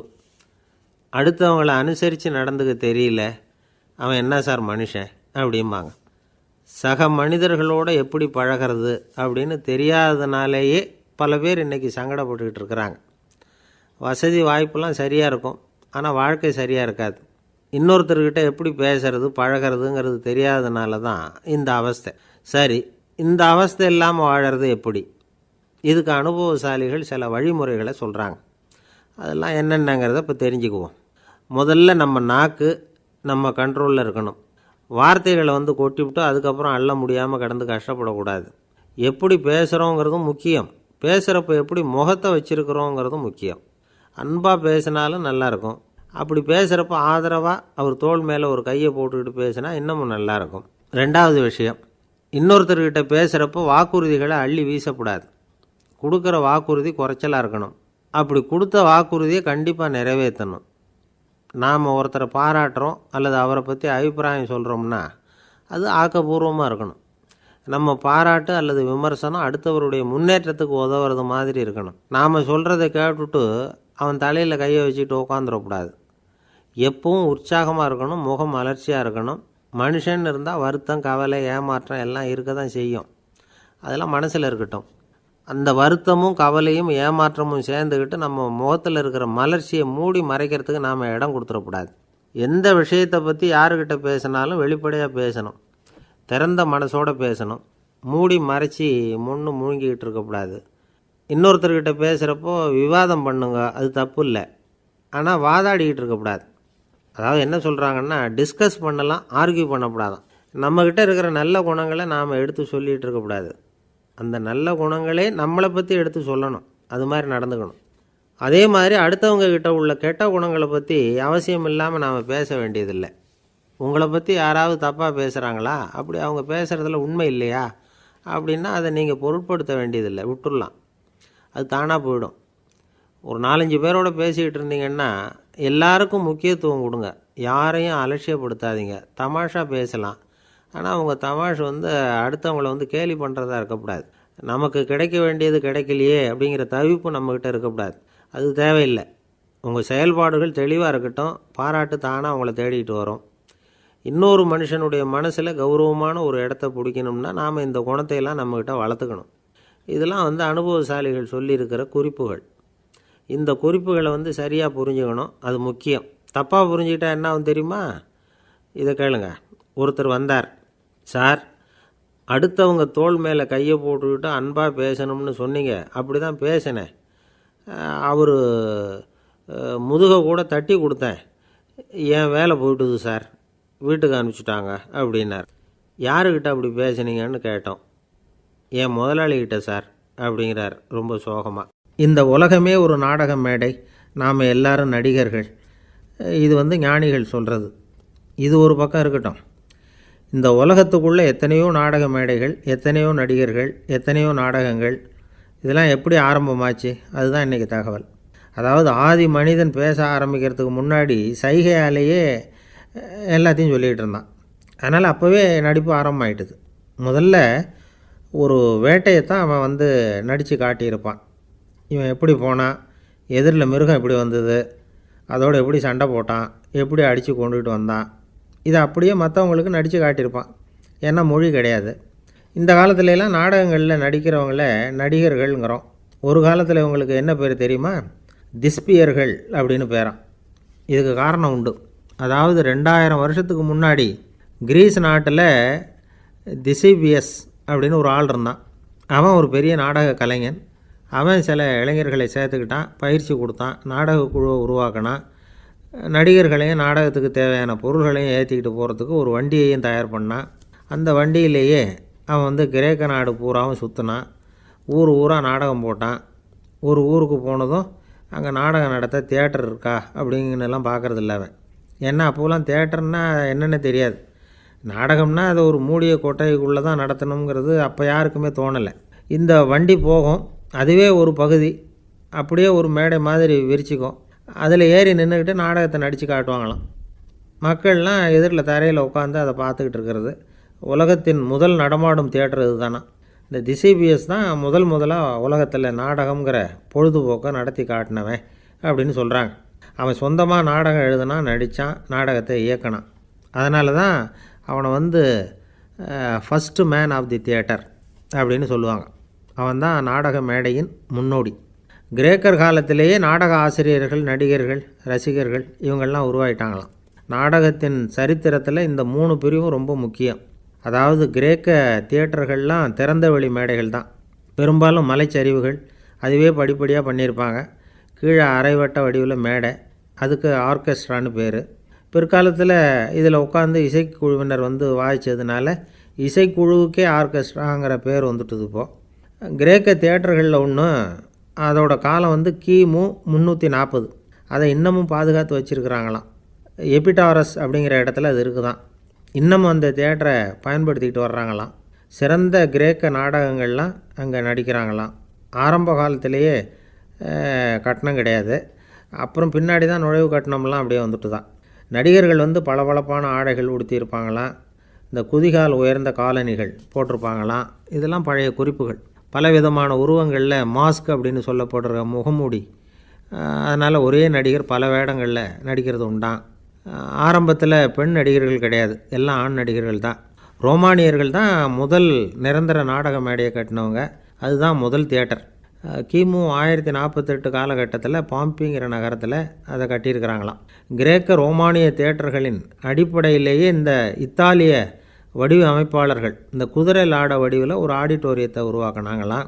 இப்படி அதை பற்றி நிறைய தகவல் இருக்குது. 1576 லண்டனில் இந்த பின்ஸ்பர்ரி, அப்புறம் இந்த பில்ட்ஸில், அப்புறம் ஜேம்ஸ் இப்படிங்கிறவர் முயற்சியால் தான் இங்கிலாந்தில் முதல் தியேட்டர் உருவாச்சான்.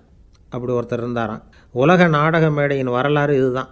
அதாவது இப்போல்லாம் அறிவியல் வளர்ச்சி அதிகமாகிட்டுது. திரைப்படம், தொலைக்காட்சி எல்லாம் வந்தாச்சு. ஒவ்வொரு வீடுமே ஒரு குட்டி தியேட்டர் மாதிரி ஆகிட்டுது.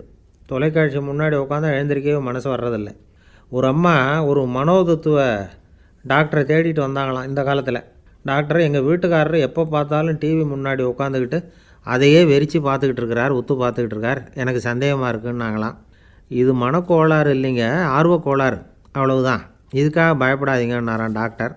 அப்படி இல்லை டாக்டர், டிவி ஓடும் பொழுது நாம் எல்லாம் அதை பார்க்குறோம் சரி, ஆனால் அவர் அப்படி இல்லை, டிவியை நிறுத்தினதுக்கு அப்புறமும் அதையே உத்து பார்த்துக்கிட்டு உட்காந்துருக்கிறார், அதனால தான் சந்தேகப்பட்டு உங்ககிட்ட வந்தேன் அப்படின்னாங்களாம். ஒரு சின்ன பையன் வந்தான். அவனை பார்த்து ஒரு கேள்வி கேட்டோம். ஏன்ப்பா உங்கள் வீட்டில் அம்மா புத்திசாலியா அப்பா புத்திசாலியா அப்படின்னு. அவன் அலட்சியமாக நம்மளை பார்த்து சிரிக்கிறான். என்ன சார் இது இந்த காலத்தில் இது கூட தெரியாமல் இருக்கிறீங்களே அப்படிங்கிறான். ஒரு சின்ன பையன் நம்மளை பார்த்து இப்படி கேட்டு விட்டானே அப்படின்னு நினைக்கிறப்போ நமக்கு ஒரு மாதிரி ஆகிடும். அதுக்கப்புறம்தான் இந்த தாத்தா பாட்டிலாம் சொல்கிற ஒரு கதை ஞாபகத்துக்கு வந்தது. அது என்ன கதை தெரியுமா? ஒரு ஊரில் ஒரு அம்மாவும் பிள்ளையும் இருந்தாங்களாம். அந்த மகனுக்கு திடீர்னு தேசாந்திரம் போய் வரணும்னு ஆசை வந்துட்டுது. ஊராக போய் சுற்றி பார்க்கணுங்கிற ஆசை. அந்த அம்மாவுக்கு இது பிடிக்கல. மகனை பிரிஞ்சு இருக்கிறதுக்கு அவங்க மனசு இடம் கொடுக்கல. வேணாப்பான்னு சொல்லி பார்த்தாங்க, அவன் கேட்கல. திடீர்னு புறப்படவும் செஞ்சுட்டான். சரி, இனிமேல் அவனை தடுக்க முடியாதுன்னு முடிவு பண்ணிட்டாங்க அந்த அம்மா. இருந்தாலும் புத்திசாலித்தனமாக ஒரு யோசனை பண்ணாங்க. மகனை கிட்டத்தில் கூப்பிட்டாங்க. அவங்ககிட்ட சொன்னாங்க, இதை பாருப்பா, நீ தேசாந்திரம் போகிறதுன்னு தீர்மானம் பண்ணிவிட்ட, அதை நான் தடுக்கலை, போயிட்டு வந்துடும். ஆனால் போகிறதுக்கு முன்னாடி எனக்கு ஒரு வாக்குறுதி கொடுத்துட்டு போ அப்படின்னாங்க. போகிறப்போ ராத்திரியாக இருந்தாலும் பகலாக இருந்தாலும் சரி, புளிய மரத்து நிழலில் தான் தங்கணும். திரும்பி வர்றப்போ இரவும் பகலும் நீ வேப்ப மரத்து நிழல்லே தங்கணும் அப்படின்னாங்க. சரி, அப்படியே செய்கிறேன்னு சொல்லி வாக்குறுதி கொடுத்தான் பையன். புறப்பட்டு போனான். போகிற வழியில் புளிய மரத்து நிழல்லையே தங்கினான், தூங்கினான். அப்படி போய்கிட்டே இருந்தான். 7ஆவது நாள் அவன் உடம்பு சுகமில்லாமல் போயிட்டுது. ரொம்பவும் பலவீனமாயிட்டான். இனிமேல் நடக்க முடியாதுங்கிற நிலைமை வந்துட்டுது. யோசித்து பார்த்தான். சரி, இதுக்கு மேலே போக வேண்டாம் அப்படின்னு முடிவு பண்ணிவிட்டு திரும்பி வர ஆரம்பிச்சிட்டான். திரும்பி வர்றப்போ வழியில் வேப்ப மரத்து நிழல்லையே தங்கி வந்தான். நாளுக்கு நாள் உடம்பு சரியாக வந்துட்டுது. 7ஆவது நாள் வீட்டுக்கு சேர்றான். உடம்பு பழையபடியே கலகலப்பாயிட்டுது. பூரண சுகம். தேசாந்திரம் போன பையன் திரும்பி வந்துட்டானே அப்படின்னு அந்த அம்மா ஆச்சரியப்படலை. ஏன்னா அவங்களுக்கு தெரியும் இப்படி ஆகும்னு. பையன் சீக்கிரமாக திரும்பி வரணுங்கிறதுக்காக தான் அவங்க அந்த யோசனையை சொன்னாங்க. என்ன விஷயங்கிறதையும் அவங்களே சொன்னாங்க. மகனே, புளிய மரத்து நிழல் உடம்புக்கு உஷ்ணத்தை கொடுக்கும், சீக்கம் உண்டாக்கும். அதனால் நீ தொடர்ந்து புளிய மரத்து நிழலில் தங்கினாவே நோய்க்கு ஆளாயிட்ட. அதனால் நல்ல பயணத்தை முடிச்சுக்கிட்டு திரும்பி வரணுங்கிற முடிவுக்கு வந்துட்ட. திரும்பி வர்றப்போ நீ தங்கினது வேப்ப மரத்து நிழல். அது உடம்புக்கு குளிர்ச்சியை தரக்கூடியது, நோயை தீர்க்கக்கூடியது. அதனால் சுகமாக வீட்டுக்கு சேர்ந்துட்ட. உன்னோட தேசாந்திர பயணத்தை தடுக்கிறதுக்காக தான் இப்படி பண்ணினேன் அப்படின்னாங்களாம் அந்த அம்மா. பார்த்தீங்களா அம்மாவோட புத்திசாலித்தனத்தை? அப்பாவாக இருந்தால் இப்படியா பண்ணுவார்? ஒரு அப்பா பையன்கிட்ட 10 ரூபா கொடுத்து இதை எடுத்துக்கிட்டு அடுத்த ஊருக்கு போய் அங்கே இருக்கிற மாமா கிட்ட இதை கொடுத்துட்டு வாடா, வழியில் எங்கேயாவது மரத்தடியில் படுத்து தூங்கி விடாதே அப்படின்னு எச்சரிக்கை பண்ணி அனுப்புனாராம். பையனுக்கு எச்சரிக்கையாக வாழறது எப்படிங்கிறத கற்றுக் கொடுக்கறதுக்காக இப்படி பண்ணார். அவன் பணத்தை வாங்கிக்கிட்டு போனான். அப்பா சொன்னதை மறந்துட்டு ஒரு மரத்தடியில் படுத்து தூங்கிட்டான். அவனுக்கு தெரியாமல் அவன் பின்னாடியே போன அப்பா அவன் கையில் இருந்த அந்த 10 ரூபாயை நைஸாக எடுத்துகிட்டு வந்துட்டார். அவன் பையில் தானே வச்சுருந்தான், அது தெரியாமல் எடுத்துகிட்டு வந்துட்டார். அவன் தூங்கிக்கிட்டு இருக்கான். எடுத்துகிட்டு ஒரு மறுபடியும் வீட்டுக்கு வந்துட்டார். பையன் முழிச்சுக்கிட்டு பையை தடவி பார்க்குறான், பணத்தை காணும். அழுதுகிட்டே திரும்பி வந்தான். அப்பா கிட்டே விஷயத்த சொன்னான். அப்பா சிரிச்சுக்கிட்டே சொன்னார், அதுக்கு தான்ப்பா ஆரம்பத்திலேயே எச்சரிக்கை பண்ணினேன், இனிமேலாவது நீ ஜாக்கிரதையாக இருக்கணும் அப்படிங்கிறதுக்காக தான் இப்படி பண்ணினேன். அந்த பணம் எங்கேயும் போயிடலை, நான் தான் அதை உனக்கு தெரியாமல் எடுத்து வச்சிருக்கிறேன். இதோ பாரு அப்படின்னு சொல்லிவிட்டு சைடு பாக்கெட்டில் கையை விட்டா அது ஓட்டையாக இருக்குது. அதை எவனோ ஏற்கனவே கத்திரிச்சு எடுத்துகிட்டு போட்டான். இப்போ அப்பா முகத்தில் அசடு வழிஞ்சுதான். ஒரு அரசனும் அமைச்சரும் ஒரு நாள் ரொம்ப சாவகாசமாக பேசிக்கிட்டு இருந்தாங்களாம். அரசன் அமைச்சரை பார்த்து ஒரு கேள்வி கேட்டிருக்கார்.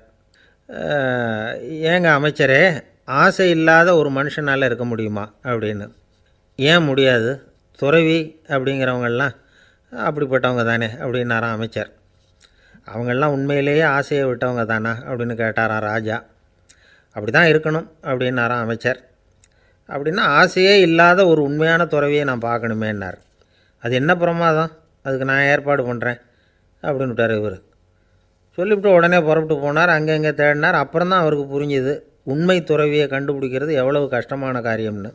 இருந்தாலும் ராஜா கிட்ட சொல்லியாச்சே, உண்மை துறவியை காட்டுறேன்னு. இப்போ என்ன பண்ணுறது? ராஜா கிட்ட சொன்னபடி நடக்கலைன்னா அவருக்கு கோபம் வந்துடும். அமைச்சர் ஒரு யோசனை பண்ணார். அவருக்கு ஒரு வழி தெரிஞ்சுது. அதுதான் சரின்னு முடிவு பண்ணார். அதாவது அந்த ஊரில் அவருக்கு தெரிஞ்ச நாடக நடிகர் ஒருத்தர் இருக்கிறார், நல்லா நடிப்பார். அவரை போய் பார்த்தார். இதை பாருப்பா, எனக்காக நீ ஒரு காரியம் செய்யணும்னார். என்னன்னு கேட்டார் அவர். நீ ஒரு துறவி மாதிரி கொஞ்சம் நேரத்துக்கு நடிக்கணும். ராஜா வந்து உன்னை பார்த்துட்டு போகிற வரைக்கும் நடி, அது போதும், அதுக்காக உனக்கு 10,000 ரூபா தரேன் அப்படின்னார். அவர் எந்த காலத்தில் இவ்வளோ பணத்தை மொத்தமாக பார்த்துருக்கார். அதனால் உடனே சரின்னு ஒத்துக்கிட்டார்.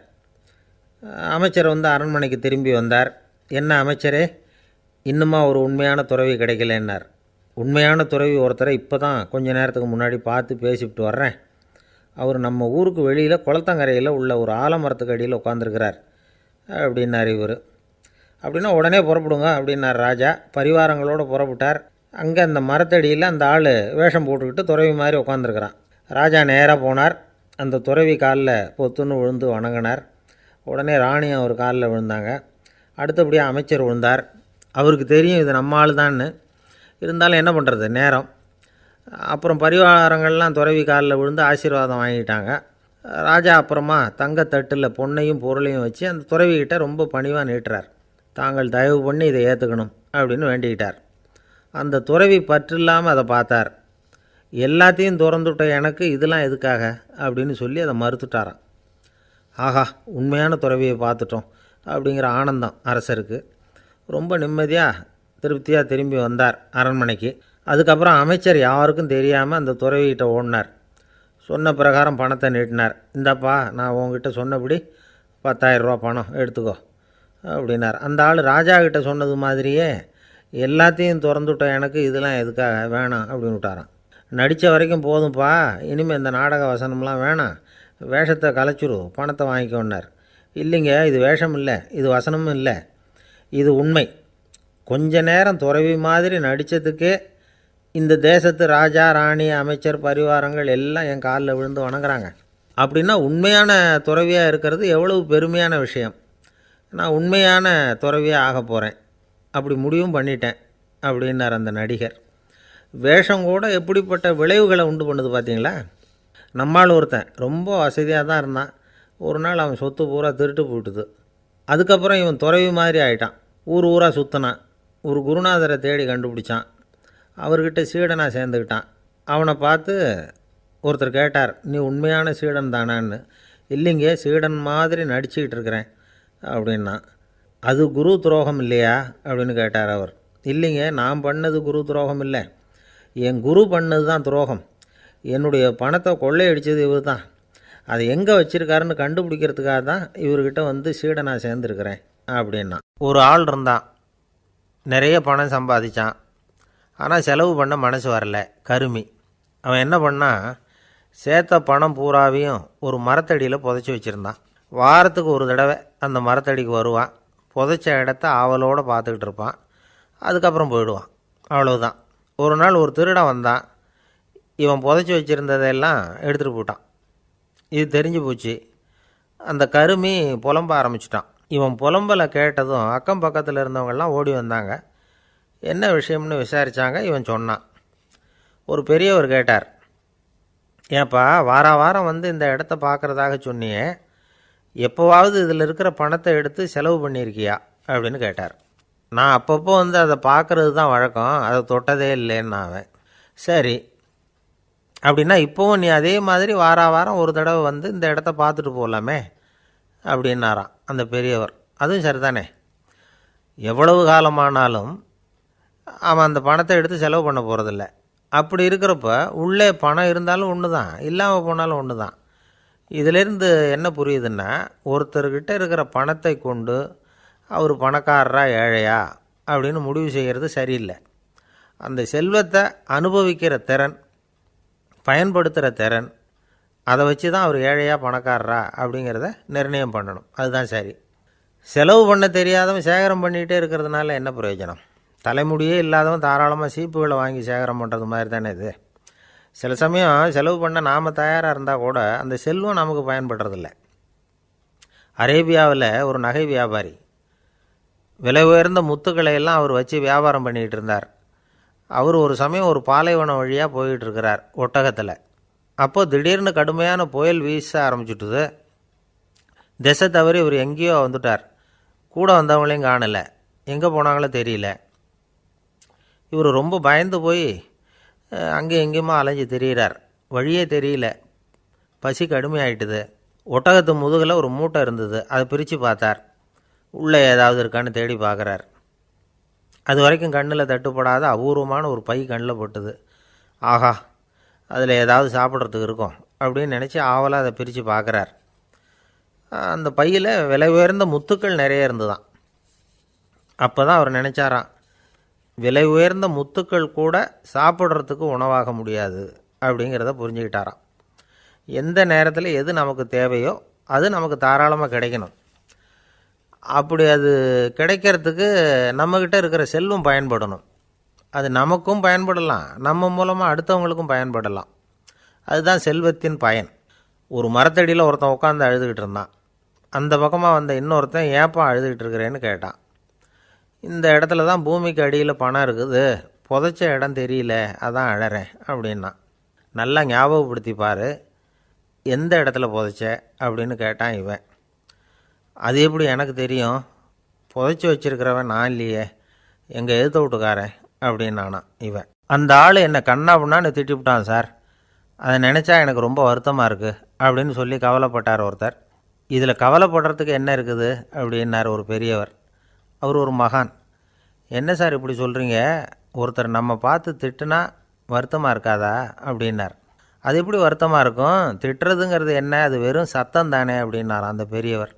நம்ம ஆளுக்கு தலையை பிச்சுக்கலாம் போல் இருந்தது. இருக்காது அப்படின்னா நமக்கே அப்படி தானே தோணுது.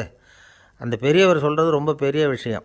அதை நாம் புரிஞ்சிக்க முயற்சி பண்ணலாம்னா நடைமுறை வாழ்க்கைக்கு அது ஒத்து வர்றது மாதிரி தெரிய மாட்டேங்குது. இருந்தாலும் அந்த பெரியவர் அதுக்கு என்ன தான் விளக்கம் கொடுக்குறாருன்னு பார்ப்போமே. ஒரு ரயில் போயிட்டுருக்கு, அதில் ஒரு சாது போயிட்டுருக்கார். அந்த ரயில் அவர் ஹரித்வாரம் போயிட்டுருக்கார். அவர் ரயிலில் ஏகப்பட்ட கூட்டம். நம்ம ஊர் ரயில் கேட்க வேணும், டிக்கெட் வாங்கிட்டு கொஞ்சம் பேர், வாங்காத கொஞ்சம் பேர். அது என்னத்துக்கு அனாவசியமாக டிக்கெட் அப்படிங்கிற நினப்பில் பாதி பேர். இந்த கூட்டத்துக்கு மத்தியில் அந்த சாதுவும் போயிட்டுருக்கிறார். உட்கார்றதுக்காக இருந்த இடத்துல ஒரு ஆள் படுத்துருக்கிறான், கொஞ்சம் முரட்டு ஆசாமி.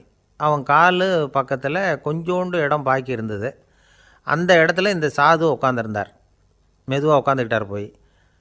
ஆனால் அந்த ஆள் ராத்திரி பூரா இவரை காலால் உதச்சிக்கிட்டே இருக்கிறான். அது இவருக்கு ரொம்ப அவமானமாக பட்டுது. அதனால் துக்கம் ஏற்பட்டுது. இருந்தாலும் அதை ஒரு மாதிரியாக சகிச்சுக்கிட்டே இவர் வந்து சேர்ந்தார். பொழுது விடிஞ்சுது. அந்த சாது ஹரித்வார் வந்து சேர்ந்தார். அங்கே ஒரு பெரிய ஞானியை சந்தித்தார். ராத்திரி ரயிலில் அந்த ஆள் உதைச்சதையும் அதனால் தனக்கு ஏற்பட்ட துக்கத்தையும் இந்த சாது அந்த ஞானிகிட்ட சொன்னார். சொல்லிவிட்டு, ஏன் சுவாமி, எனக்கு துக்கம் ஏற்பட்டதே அது தப்பா அப்படின்னு கேட்டார். தவறு தான்னார் அந்த ஞானி. உனக்கு இன்னமும் தேக அபிமானம் போகலைங்கிறது தான் அது காட்டுது. அஷ்டாவக்கிரர் என்ன சொல்கிறார் தெரியுமா, உண்மையான ஞானி யாராவது தன்னை வந்தனை செய்தால் அதற்காக சந்தோஷப்பட மாட்டார், யாராவது நிந்தனை செய்தால் அதற்காக வருத்தப்பட மாட்டார் அப்படின்னு சொல்கிறார். நிந்தனைங்கிறது ஒரு ஒலி தான். தேகாபிமானம் இருக்கிற வரைக்கும் இந்த ஒலி நம்மளை வேதனைப்படுத்தும். நான் தேகம் இல்லை, ஆத்மா அப்படிங்கிற நினைவு இருந்தால் இந்த ஒலி நம்மளை பாதிக்காது. மனு என்ன சொல்கிறார் தெரியுமா, ஒரு சாதகன் பாராட்டுதலை விஷம்னு நினச்சி பயப்படணும், அவமானத்தை அமிர்தம்னு நினச்சி சந்தோஷப்படணுங்கிறார். அவமானப்பட்டால் கவலைப்படாமல் எப்படி இருக்க முடியும் அப்படின்னு தான் நமக்கு தோணும். அதனால தான் நம்மளில் யாரும் இதுக்கு உதாரணமாக யாரையும் காட்ட முடியல. புத்தரையும் கபீரையும் உதாரணமாக காட்டுறாங்க. அவங்களுக்கெல்லாம் அவமானம் ஏற்பட்டப்போ கவலையே படலையாம். புத்தரை அவமானப்படுத்தணுங்கிறதுக்காக கௌசாம்பி ராணி ஒரு இளம் பெண்ணை கொலை பண்ணி சடலத்தை புத்தர் குடிசைக்கு முன்னாடி போட சொன்னார். போட்டாங்க. புத்தர் தான் அந்த பொண்ணை கெடுத்து கொலை பண்ணிவிட்டாருன்னு எல்லோரும் நினச்சாங்க. ஆனால் புத்தர் இதை பற்றி கவலையே படலை.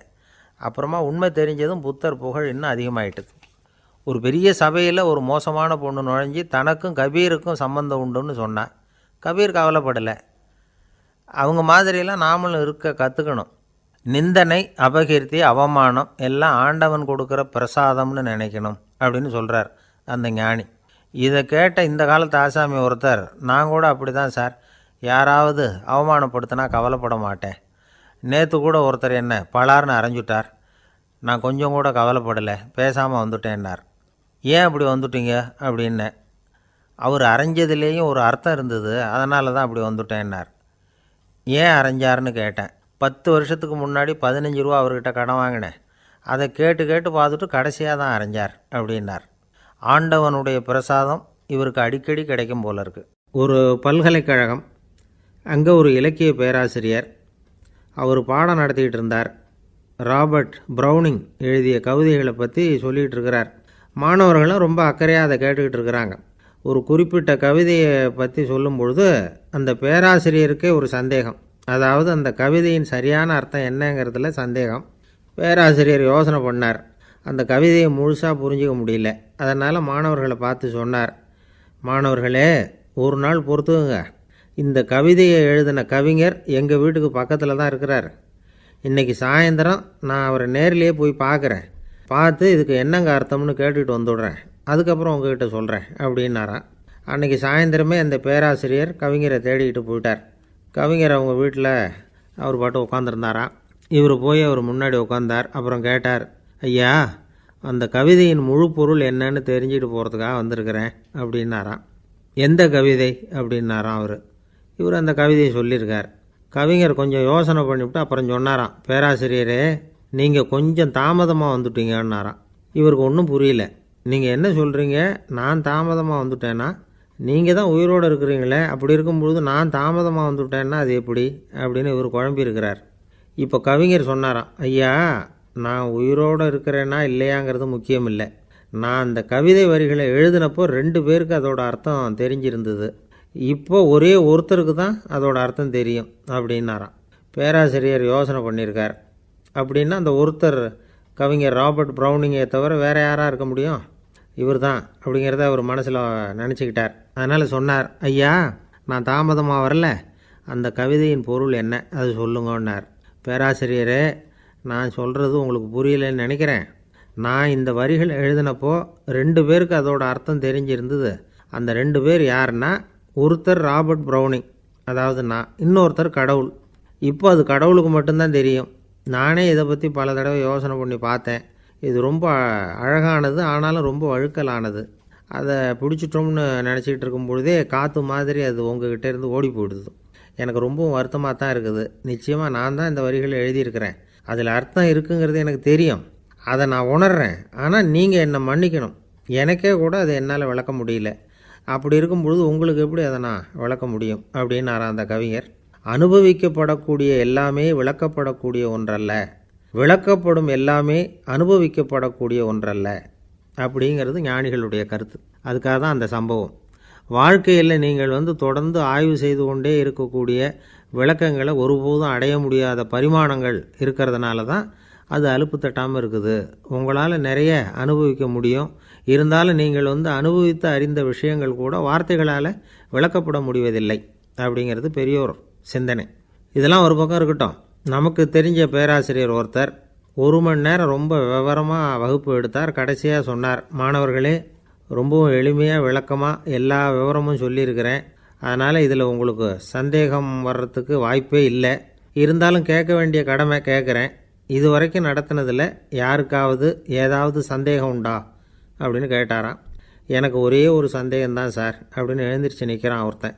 என்னன்னு கேட்டாராம். இது வரைக்கும் நீங்கள் என்ன பாடம் சார் நடத்துனீங்க அப்படின்னானான் அவன். அம்மாக்காரங்களுக்கு அடிக்கடி ஏற்படுற கவலை ஒன்று உண்டு. அதாவது குழந்தை சரியாக சாப்பிட மாட்டேங்குதே அப்படிங்கிற கவலை. இவங்கெல்லாம் ஒரு விஷயத்தை நல்லா புரிஞ்சுக்கணும். குழந்தைகள்ங்கிறவங்க பெரியவங்க மாதிரி இல்லை. அவங்க கடிகாரத்தில் மணியை பார்த்துட்டு சாப்பிட்றதுக்கு உட்கார்ற ரகம் கிடையாது. பசிச்சா சாப்பிடுவாங்க, இல்லைன்னா விளையாடுவாங்க அல்லது தூங்குவாங்க. அது புரியாமல் அவங்கள கட்டாயப்படுத்தி அல்லது மிரட்டி சாப்பிட வைக்கிறது ரொம்ப தப்பு. ஒரு 8 மாத குழந்தைக்கு 3 மணி நேரத்துக்கு ஒரு தடவை பசிக்கும். அந்த நேரம் பார்த்து சாப்பாடு கொடுத்தா அடம் பண்ணாமல் அது பாட்டுக்கு சாப்பிட்றோம். அதே குழந்தைக்கு 1 வயசு ஆகிறப்போ 4 மணி நேரத்துக்கு ஒரு தடவை பசிக்கும். இந்த வயசில் இயற்கையாகவே பசி குறைஞ்சிருக்கும். அது புரியாமல் என் குழந்தை முன்னாடி மாதிரி இப்போ சரியாக சாப்பிட மாட்டேங்கிறான் அப்படின்னு சில பேர் டாக்டர்கிட்ட போய் சொல்லிக்கிட்டு இருப்பாங்க. இன்னொரு விஷயம், ஒரு குழந்தைக்கு வயசு அதிகமாகிற வேகத்துக்கு உடம்பு எடையும் அதிகமாகிக்கிட்டே போகாது. உடம்பு எடை அதிகமாகிற வேகம் குறைஞ்சிக்கிட்டே வரும். 6 மாத குழந்தைக்கு ஒரு வாரத்தில் 150 கிராம் எடை கூடும். ஒரு வயசில் வாரத்துக்கு 71 கிராம் எடை கூடும். இது புரியாமல் அதிகமாக சாப்பாட்டை கொடுத்து குழந்தைய கஷ்டப்படுத்தக்கூடாது. ஏன்னா அளவுக்கு மீறின உணவு அஜீரணத்தை உண்டு பண்ணிவிடும். குழந்தைக்கு ஒரு தட்டில் கொஞ்சமாக ஆகாரத்தை வச்சு கொண்டுகிட்டு போய் கொடுக்கணும். மலை மாதிரி குவிச்சு வச்சா அதை பார்த்ததுமே பசி அடங்கி போயிடும். அடித்து மிரட்டி பயமுறுத்தி குழந்தைய சாப்பிட வைக்கிற பழக்கம் இருக்குது பாருங்கள். அதுக்கு ஃபுட் ஃபோர்ஸிங் அப்படின்னு பேர். இப்படி பண்ணுனா குழந்தைக்கு சாப்பாட்டில் விருப்பம் குறைஞ்சிரும், அதை கண்டாவே வெறுக்க ஆரம்பிச்சிடும். அது மாதிரி உளம் சார்ந்த பசி குறைவு, சைக்கோஜெனிக் அனோரெக்சியா, அது ஏற்படுமா. சாப்பாடுங்கிறதே ஒரு தண்டனை மாதிரி தோணும். குழந்தைகளுக்கு பிடிச்ச மாதிரியான ஆகாரத்தை கொடுக்கணும். சத்து அதிகம் இருக்குங்கிறதுக்காக அதுக்கு பிடிக்காத ஆகாரத்தை கொடுத்து கட்டாயப்படுத்தக்கூடாது. குழந்தைகளுக்கு 2 வயசு ஆகிறப்போ இயற்கையாகவே எதிர்மறை குணம் உண்டாகும். அதாவது அந்த எதிர்மறையாக பேசுகிறது. இது மாதிரி சமயங்களில் நாம் என்ன சொல்கிறோமோ அதுக்கு நேர்மாறாக நடந்துக்கும். ஏட்டிக்கு போட்டி. சாப்பிட சொன்னால் விளையாட போகும், விளையாட சொன்னால் சாப்பாடு கேட்கும். இதை புரிஞ்சுக்கிட்டு நடந்துக்கணும். குழந்தை சொன்ன பேச்சை கேட்கலேன்னு கோவப்படக்கூடாது. குழந்தை வளர வளர பிடிவாத குணம் வர்றது சகஜம். கேட்டதை வாங்கி கொடுத்தா தான் சாப்பிடுவேன் அப்படின்னு பிடிவாதம் பண்ணும். வாங்கி கொடுத்துட்றது தான் உத்தமம். நீங்களும் அதுக்கிட்ட பிடிவாதம் பண்ணிகிட்டு இருக்கக்கூடாது. ஏன்னா கேட்டது கிடைக்கலையேங்கிற ஏமாற்றம் கூட குழந்தையோட பசியை குறைச்சிரும். கேட்டது கிடைச்சிட்டா பசி அதிகமாகும், கொடுத்ததை மலமலன்னு சாப்பிட்றோம். குழந்தைகளுக்கு கண்ட கண்ட நேரத்தில் சாப்பிட்றதுக்கு எதையாவது வாங்கி கொடுத்துக்கிட்டு இருந்தால் சாப்பாட்டு நேரத்தில் சாப்பிடாமல் அடம் பண்ண ஆரம்பிச்சிடும். பள்ளிக்கூடம் போகிற பிள்ளைங்க காலை உணவை சரியாக சாப்பிட மாட்டாங்க. அச்சம், அவசரம், பரபரப்பு இதெல்லாம் தான் காரணம். பள்ளிக்கு புறப்படுறதுக்கு ஒரு 3/4 மணி நேரத்துக்கு முன்னாடியே சாப்பாடு போட்டுருங்க, அது சரியாக போடும். படிக்கிற குழந்தைகள் உடல் சோர்வு, மனச்சோர்வு இது காரணமாக கூட சாப்பிட மறுக்கிறது உண்டு. இப்போ உதாரணமாக சாயந்தரம் விளையாடிவிட்டு வீட்டுக்கு வந்ததும் சாப்பிட சொன்னால் வேணாம்பாங்க. இது உடல் சோர்வு. ரொம்ப நேரம் வீட்டு பாடங்களை செஞ்சு முடித்த கையோடு சாப்பிட சொன்னாலும் அவங்களால சரியாக சாப்பிட முடியாது. இது உளச்சோர்வு, அதாவது மனச்சோர்வு. இதை தவிர குழந்தைகளுக்கு உடல் நலக்குறைவு ஏற்பட்டால் கூட சாப்பிட மறுக்கிறது உண்டு. சில மருந்து மாத்திரைகள் கூட பசியை குறைச்சிரும். அதனால் சரியாக தெரிஞ்சுக்கிட்டு குழந்தைகளை சாப்பிட வைக்கணும். அது புரியாமல் கையில் சாப்பாட்டு தட்டை வச்சுக்கிட்டு குழந்தைகளை விரட்டிக்கிட்டு அலையக்கூடாது. ஒரு சின்ன பையன் சொன்னான், எங்கள் அம்மா சாப்பாடு போடுறது தெரிஞ்சால் நான் உடனே வீட்டை விட்டு வெளியில் ஓடி போடுவேன் அப்படின்னா. ஏன் இப்படி பண்ணுறேன்னு கேட்டோம். எங்கள் அப்பா கூட அது மாதிரி தான் சார் பண்ணுவார் அப்படிங்கிறான். பந்திக்கு முந்தர ஆசாமிகள் நம்மளில் பல பேர் உண்டு. அப்படி முந்தறதுக்கு கூட முயற்சி பண்ணுறவங்க நிறைய பேர் இருக்கிறாங்க. இதில் என்ன ஒரு விஷயம்னா, பந்திக்கு முந்துறது கூட தப்பு இல்லை. ஆனால் அப்படி ஒரு விருந்தில் ஆளாக போய் உட்காந்து சாப்பிட்டா கூட வெளியில் வர்றப்ப என்ன பெரிய விருந்து வச்சுட்டான், சாம்பாரில் உப்பு இல்லை, ரசத்தில் காரம் இல்லை அப்படின்னு குறை சொல்லிகிட்டே வர்றது இருக்குது பாருங்கள். அது சரியில்லை, நாகரிகமும் இல்லை. கல்யாண பத்திரிகையில் என்ன போட்டிருக்குது, என் பொண்ணுக்கும் இன்னார் பையனுக்கும் கல்யாணம், எல்லாரும் குடும்பத்தோடு வந்திருந்து மணமக்களை ஆசீர்வதிக்கணும், இப்படி தானே போட்டிருக்கோம். குடும்பத்தோடு விருந்து சாப்பிட்டு சாப்பாடு எப்படி இருக்குன்னு அபிப்பிராயம் சொல்லிவிட்டு போங்க அப்படின்னா போட்டிருக்கு கல்யாண பத்திரிகையில். ஒருத்தர் வீட்டு விசேஷத்துக்கு போயிருக்கோம்னா எவ்வளவோ அசௌகரியங்கள் நமக்கு ஏற்படலாம். ஏராளமான கூட்டம் வந்திருக்கும். எல்லாரையும் அவங்க தனித்தனியாக கவனிச்சிக்கிட்டு இருக்க முடியாது. நாம் தான் அனுசரித்து நடந்துக்கணும். நாமளாக போய் வாழ்த்த வேண்டியவங்களை வாழ்த்தி விட்டு சேரணும். அதை விட்டுட்டு பத்திரிக்கை கொடுத்தானேன்னு போனேன், கவனிப்பே சரியில்லை அப்படின்னு புலம்பிக்கிட்டு இருக்கக்கூடாது. ஒரு விருந்துக்கு போனால் அங்கே எப்படி நடந்துக்கணும் அப்படிங்கிறத பற்றி கூட அனுபவசாலிகள் சில விவரங்கள்லாம் சொல்லியிருக்கிறாங்க. இந்த காலத்தில் கல்யாணம், பிறந்த நாள், அது இதுன்னு நிறைய விருந்துகள் நடக்குது. அதெல்லாம் எதுக்காக? மனித உறவுகளை வளர்த்துக்கிறதுக்காக தான், வேறு எதுக்கு? ஒரு விருந்துக்கு போனால் அமைதியாக பொறுமையாக போய் உட்காரணும். அடித்து பிடிச்சிக்கிட்டு இடத்த பிடிக்க போகிறேன் அப்படின்னு நிற்கக்கூடாது. முதல் பந்தி நடந்துக்கிட்டு இருந்தால் அது முடிஞ்சு இலை எடுத்து சுத்தம் பண்ணதுக்கு அப்புறம் போய் உட்கார்றது தான் நாகரீகம். இலை எடுக்கிறதுக்கு முன்னாடியே அங்கே போய் உட்காந்தா நல்லா இருக்காது. நீங்கள் சாப்பிட்டுட்டு உட்காந்துருக்கீங்களா, சாப்பிட்றதுக்கு உட்காந்துருக்கீங்களா, பார்க்குறவங்களுக்கு சந்தேகம் வந்துடும். அதே மாதிரி இலையில் எல்லா ஐட்டமும் பரிமாறினதுக்கு அப்புறம் சாப்பிட ஆரம்பிக்கணும். ஒவ்வொரு ஐட்டமாக வைக்க வைக்க நாம் பாட்டுக்கு எடுத்து உள்ளே தள்ளிகிட்டே இருந்தோம்னா எதை வச்சோம் எதை வைக்கலன்னு பரிமாறினவரே குழம்பி போயிடுவார். ஏன்னா எப்போ பார்த்தாலும் இலை காலியாகவே இருக்கும். சாப்பிட்றப்போ உங்கள் சாப்பாட்டையே நீங்கள் கவனிக்கணும். அடுத்தவங்க இலையில் என்ன இருக்குது, பக்கத்தில் இருக்கிறவர் எதை அதிகமாக சாப்பிட்றார், இதெல்லாம் நமக்கு என்னத்துக்கு? எல்லோரும் சாப்பிட்டு முடிக்கிற வரைக்கும் பொறுமையாக இருக்கிறது தான் நல்லது. நீங்கள் மட்டும் திடீர்னு பாதியில் எழுந்திரிச்சு பக்கத்தில் இருக்கிறவங்களுக்கு சங்கடமாக இருக்குமேங்கிறதெல்லாம் யோசிக்காமல் நீங்கள் பாட்டு எழுந்திரிச்சு போகக்கூடாது. பக்கத்தில் உள்ளவங்க உங்களை எழுந்திரிக்க சொன்னால் எழுந்திரிச்சு போகலாம். விருந்துகளில் சாப்பாட்டை வீணாக்கிறதே ஒரு நாகரிகமாக போட்டுது. இந்த காலத்தில் சாப்பாட்டுக்கே கஷ்டப்பட்டுக்கிட்டு பல பேர் இந்த உலகத்தில் இருக்கிறப்போ சாப்பாட்டை வீணாக்கிறது எவ்வளோ பெரிய மோசங்கிறத நினச்சி பார்க்கணும். வேணுங்கிற அளவுக்கு கேட்டு வாங்கி சாப்பிட்றது தான் முறை. விருந்தில் இந்த பஃபே அப்படின்னு சொல்லி ஒரு முறை சொல்கிறாங்கல்ல, அதாவது உணவு வகைகளையெல்லாம் பொதுவாக ஒரு இடத்துல வச்சுடுறது, நமக்கு தேவையானதை நாமே எடுத்து ஒரு தட்டில் போட்டுக்கிட்டு சாப்பிட வேண்டியது. இதில் கூட சில பேர் தேவைக்கு அதிகமாக எடுத்து போட்டுக்கிட்டு வீணாக்குறாங்க. சில சமயம் கடைசியாக சாப்பிட போகிறவங்களுக்கு எல்லா ஐட்டமும் கிடைக்காம போகலாம். அதை போய் பெருசு பண்ணிகிட்டு இருக்கக்கூடாது.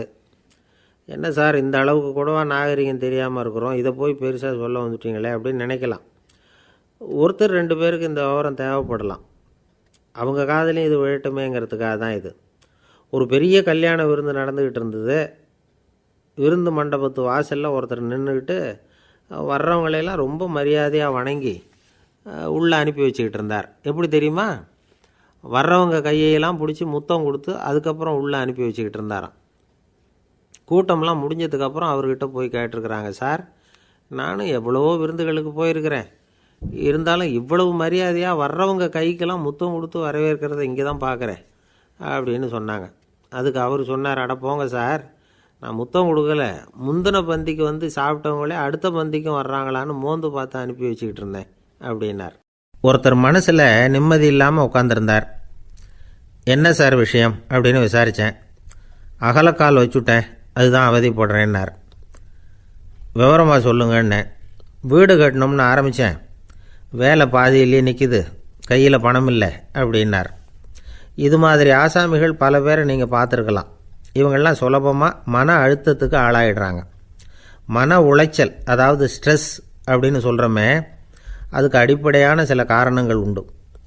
அதாவது மிகையாக திட்டமிடுதல் அப்படிங்கிறதும் ஒரு முக்கியமான காரணம். நடைமுறை சாத்தியம் என்னங்கிறத மனசில் வச்சுக்கிட்டு எந்த திட்டத்தையும் தீட்டணும், அப்போ தான் அது சரியாக வரும். 2வது காரணம் என்ன தெரியுமா? ஒரே நேரத்தில் பல்வேறு செயல்களில் ஈடுபடுறது. தொலைபேசியில் பேசிக்கிட்டே கையில் இருக்கிற கடிதத்தை படிச்சுக்கிட்டே எதிரில் உட்காந்துக்கிட்டு இருக்கிறவருக்கும் அப்பப்போ பதில் சொல்லிக்கிட்டு மனசில் பல்வேறு சிந்தனைகளை அப்படியே ஓட விட்டுக்கிட்டு இருக்கிறது, இதுவும் மன அழுத்தத்தை உண்டாக்குது. 3வது காரணம், எதிலேயும் வெற்றி மட்டும் எதிர்பார்க்குற ஒருதலைப்பட்சமான ஆர்வம். நாம் தொட்டதெல்லாம் வெற்றியாகவே முடியணும் அப்படின்னு எதிர்பார்க்குறவங்க ஏதாவது ஒன்றில் தோல்வியை கண்டால் தோண்டு போயிடுறாங்க. எப்படியும் முடியலாம்ங்கிற எண்ணம் ஏற்கனவே நமக்குள்ளே இருந்துட்டுதுன்னா அந்த அவஸ்தை வராது. அதனால் அதுவும் நம்ம வளர்த்து கொள்ள வேண்டிய ஒரு குணம். மன உளைச்சல் ஏற்படுறதுக்கு இன்னொரு காரணம், எதையும் வேகமாக செஞ்சுடணும் அப்படிங்கிற துடிப்பு. அந்த துடிப்பே மனசை அழுத்த ஆரம்பிச்சிடும். எந்த ஒரு காரியத்திலையும் தாமதமோ இடையூறோ ஏற்பட்டால் அதை பொறுத்துக்கிற மனப்போக்கம் வேணும். அது இல்லாதவங்க அழுத்தத்துக்கு ஆளாயிடுறாங்க. சில பேர் வேலைன்னு எந்த நேரம் பார்த்தாலும் வேலையே கதின்னு கிடப்பாங்க. பொழுதுபோக்குக்கோ உடற்பயிற்சிக்கோ குடும்பத்தில் உள்ளவங்க அல்லது நண்பர்கள் கூட கலந்துரையாடவோ கொஞ்சம் கூட நேரம் ஒதுக்க மாட்டாங்க. இந்த சுபாவம் மன அழுத்தத்தை உண்டு பண்ணும். இதையெல்லாம் புரிஞ்சுக்கிட்டு அதிலிருந்து விடுபடுறது எப்படின்னு யோசிக்கணும். வல்லுநர்கள் இது தொடர்பாக சில யோசனைகளை சொல்லி வச்சுருக்கிறாங்க. அது என்னென்னா, வாழ்க்கைங்கிறது பிரச்சனைகளால் பின்னப்பட்ட ஒன்று, அது எப்போவுமே முடிவடையாத ஒரு தொடர்கதை அப்படிங்கிறத முதல்ல நாம் புரிஞ்சுக்கணும். ஒரே நேரத்தில் ஒரு காரியத்தில் மட்டுமே நாம் கவனம் செலுத்தணும். அடுத்தவங்க காரியத்தில் தலையிடக்கூடாது. எதையும் பேச ஆரம்பிக்கிறதுக்கு முன்னாடி நம்மை நாமே கேட்டுக்க வேண்டிய கேள்வி 2. 1, நான் சொல்ல போகிறது ரொம்ப முக்கியமானதா? 2வது, நான் சொல்கிறத அவங்க கேட்குறதுக்கு ஆசைப்படுறாங்களா? நான் பேசுகிறதுக்கு அது சரியான நேரம் தானா? இதை யோசித்து பார்த்ததுக்கப்புறம் எதையும் பேச ஆரம்பிக்கணும். முடிஞ்ச அளவுக்கு வளைந்து போகிற சுபாவத்தை வளர்த்துக்கணும். நம்ம நேரம் விலை மதிப்பு இல்லாதது, அதை வீணாக்கக்கூடாது. சிரிக்க தெரியலனாலும் பரவாயில்ல, முகத்தில் கொஞ்சம் புன்முறுவலாவது காட்டணும். இதெல்லாம் ரொம்ப முக்கியம். அடுத்தவங்க ஏதாவது செஞ்சால் உடனே நன்றி சொல்ல மறக்கக்கூடாது. தினமும் கொஞ்சம் நேரத்தை தனிமையில் செலவு பண்ணணும். மன உளைச்சலிருந்து விடுபடுறதுக்கு 3 முக்கிய வழிகள் சொல்கிறாங்க. அதை சுருக்கமாக ரெட் அப்படின்னு சொல்கிறாங்க, RED ஆங்கில எழுத்தில். அந்த முதல் எழுத்து R, அது என்னென்னா ரிலாக்ஸேஷன், அதாவது இடை ஓய்வு. 2வது E எக்ஸர்சைஸ், உடற்பயிற்சி. 3வது டயட், திட்டமிட்ட உணவு முறை. அதனால் தியானம், மூச்சு பயிற்சி இதெல்லாம் இந்த இடை ஓய்வுக்கு வழிகள். எந்த வேலையையும் தொடர்ந்து செய்யக்கூடாது. எல்லார்கிட்டையும் கலகலப்பாக பழகணும். மாதத்துக்கு 1 நாளாவது குடும்பத்தோடு வெளியில் போயிட்டு வரணும். சுலபமான உடற்பயிற்சிகளை செய்யலாம். உடற்பயிற்சிங்கிறது நமக்காக நாம் செய்கிற ஒரு நீண்டகால முதலீடு அப்படின்னு சொல்லுவாங்க. அதாவது லாங் டேர்ம் இன்வெஸ்ட்மெண்ட்டாக. அளவோடு சாப்பிட்ணும், மெதுவாக சாப்பிட்ணும். இதெல்லாம் கொஞ்சம் மனசில் வச்சுக்கிட்டு நடந்துக்கிட்டால் மகிழ்ச்சியாக வாழலாம். சில பேர் சாப்பாட்டு விஷயத்தில் ரொம்ப அக்கறை எடுத்துக்கிறது உண்டு. ஒரு குண்டு ஆசாமி சாப்பிட உக்காந்தார். முதல்ல ஒரு மாத்திரை சாப்பிட்டார். எதுக்குன்னு கேட்டோம். பசி எடுக்கிறதுக்குன்னார். சாப்பிட்டு முடித்தார். பிறகு மறுபடியும் ஒரு மாத்திரை சாப்பிட்டார். இது எதுக்குன்னு கேட்டோம். சாப்பிட்டது ஜீரணமாகறதுக்கு அப்படின்னார். ஒரு ஆஃபீஸில் வேலை பார்க்குற ஒருத்தர் ஏதோ தப்பு பண்ணிவிட்டார். உடனே மேல் அதிகாரி அவரை கூப்பிட்டு அனுப்புனார். நீ செஞ்சது தப்புன்னார் கோபமாக. இது ஒரு ரகம்.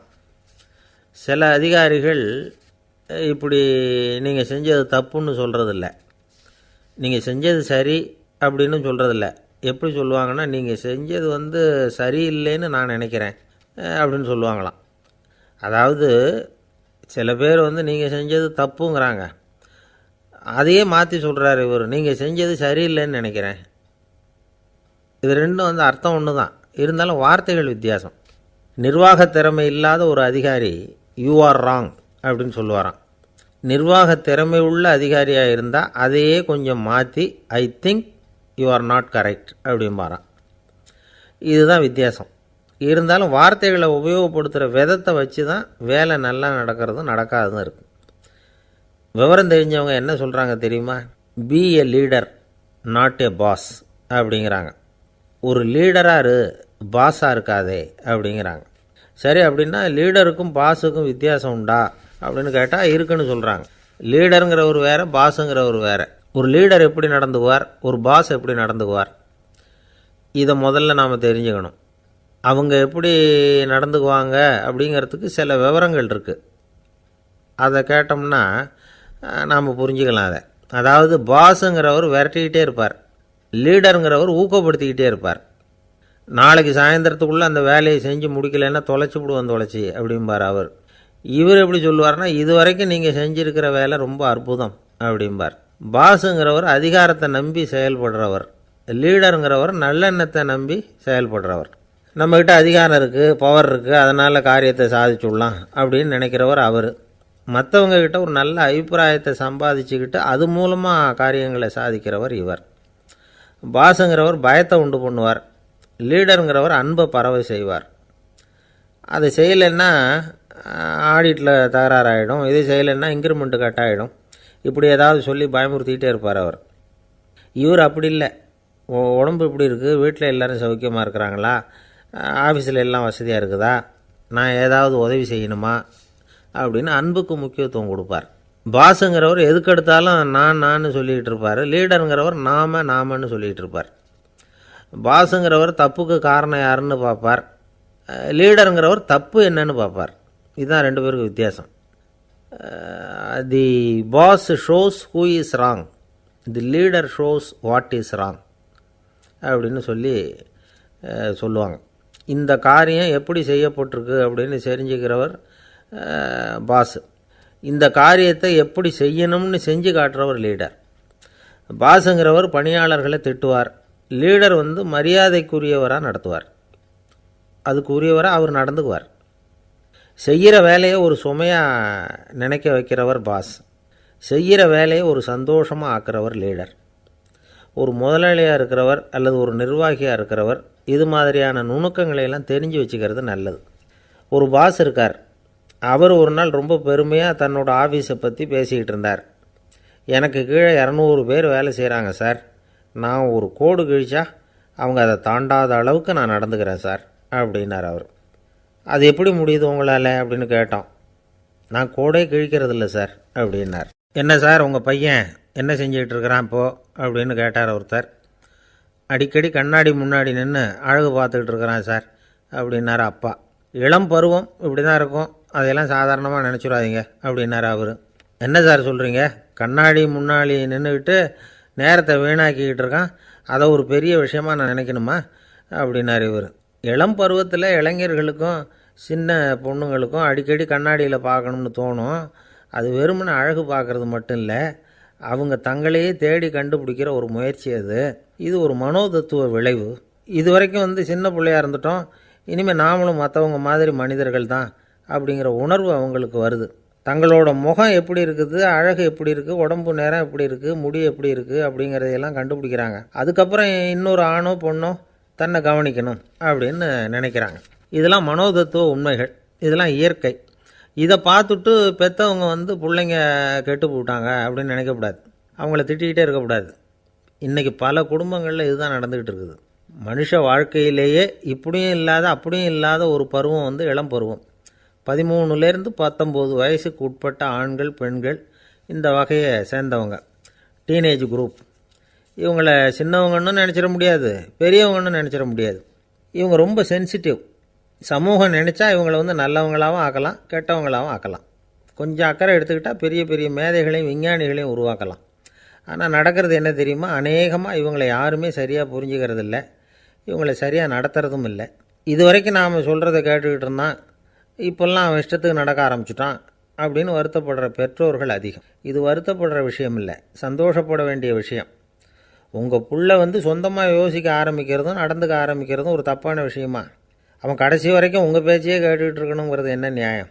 இன்றைக்கி இளைஞர்களை பெரியவங்க தப்பாக புரிஞ்சுக்கிட்டு தவறாக நடத்துறதுனால தான் அவங்களுக்கு வெறுப்பு, எரிச்சல், மனக்கசப்பு எல்லாம் உண்டாகுது. பெற்றவங்க சரியாக மதிக்கிறது இல்லை அப்படிங்கிற ஒரே காரணத்தினாலேயே வீணாக போகிற பிள்ளைங்க இன்றைக்கி அதிகம். சரி, பெற்றவங்களுக்கு இன்றைக்கி என்ன தான் புத்தி சொல்ல வர்றீங்க அப்படின்னு கேட்குறீங்களா?